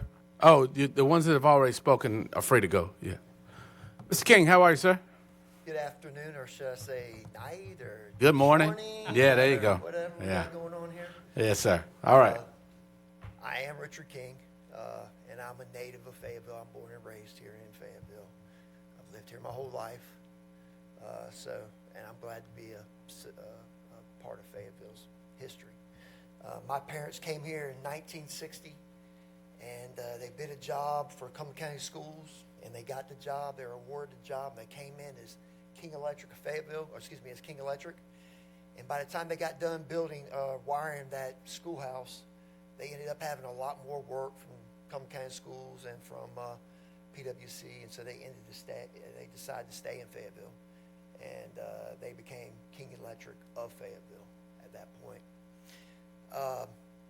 My dad, back when I was 10 years old, my dad and my mom would carry me to work with them, and my dad would have me sweep the floors and sort materials. And by doing so, I didn't know it, but he was molding me in and grooming me to become the next owner of King Electric. And I started from the bottom and worked my way up. And so I know how to make a payroll, and I know how to run a business. I know how to pay the bills, but the most important thing that he taught me was he taught me how to keep my word, and that was very valuable to me. Throughout the years, King Electric was a very diverse company. Not only did we do electrical work, which is our namesake, King Electric, but we also did utility work, and we probably did about 80% utility work and about 20% electrical work. But we did this work all over the United States, and we hung bridges, pipe on bridges all over the United States. We ran water and sewer and electrical and fiber optic and did these things for cities and municipalities and corporations and for power companies like California Power and Light, Duke Power, Old Dominion, Texas Utilities, New York Corporation Power, New York Power. And so I have a really good feel on what cities and municipalities and power companies, how they think and how they do their business. I know what's worked. I know what hasn't worked. I've been doing this for over 40 years. And now, here where we're at now, about 2 years ago, I sold my business. We had our business for 65 years.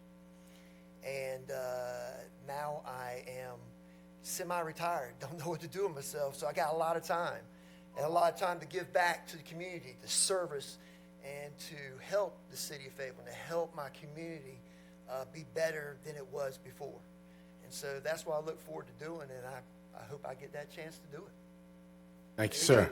Thank you, sir. All right, Mr. King, have a couple questions for you. Your understanding of the relationship between the city and PwC as the charter defines it. Please explain that, including the financial and the governance portion. Well, number one, the city of Fayetteville does not own PwC. PwC is a municipality. And so the city of Fayetteville does govern some aspects of PwC. And in return, the city of Fayetteville gets, I think, 2.45%, if I'm not mistaken, back annually, but I think you get paid monthly in doing that. So I'm trying to remember everything I read on that on that charter. It'd be easier if I had it up here looking at it, but that's the way I see the way the city of Fayetteville and PwC work together. The city of Fayetteville governs them somewhat.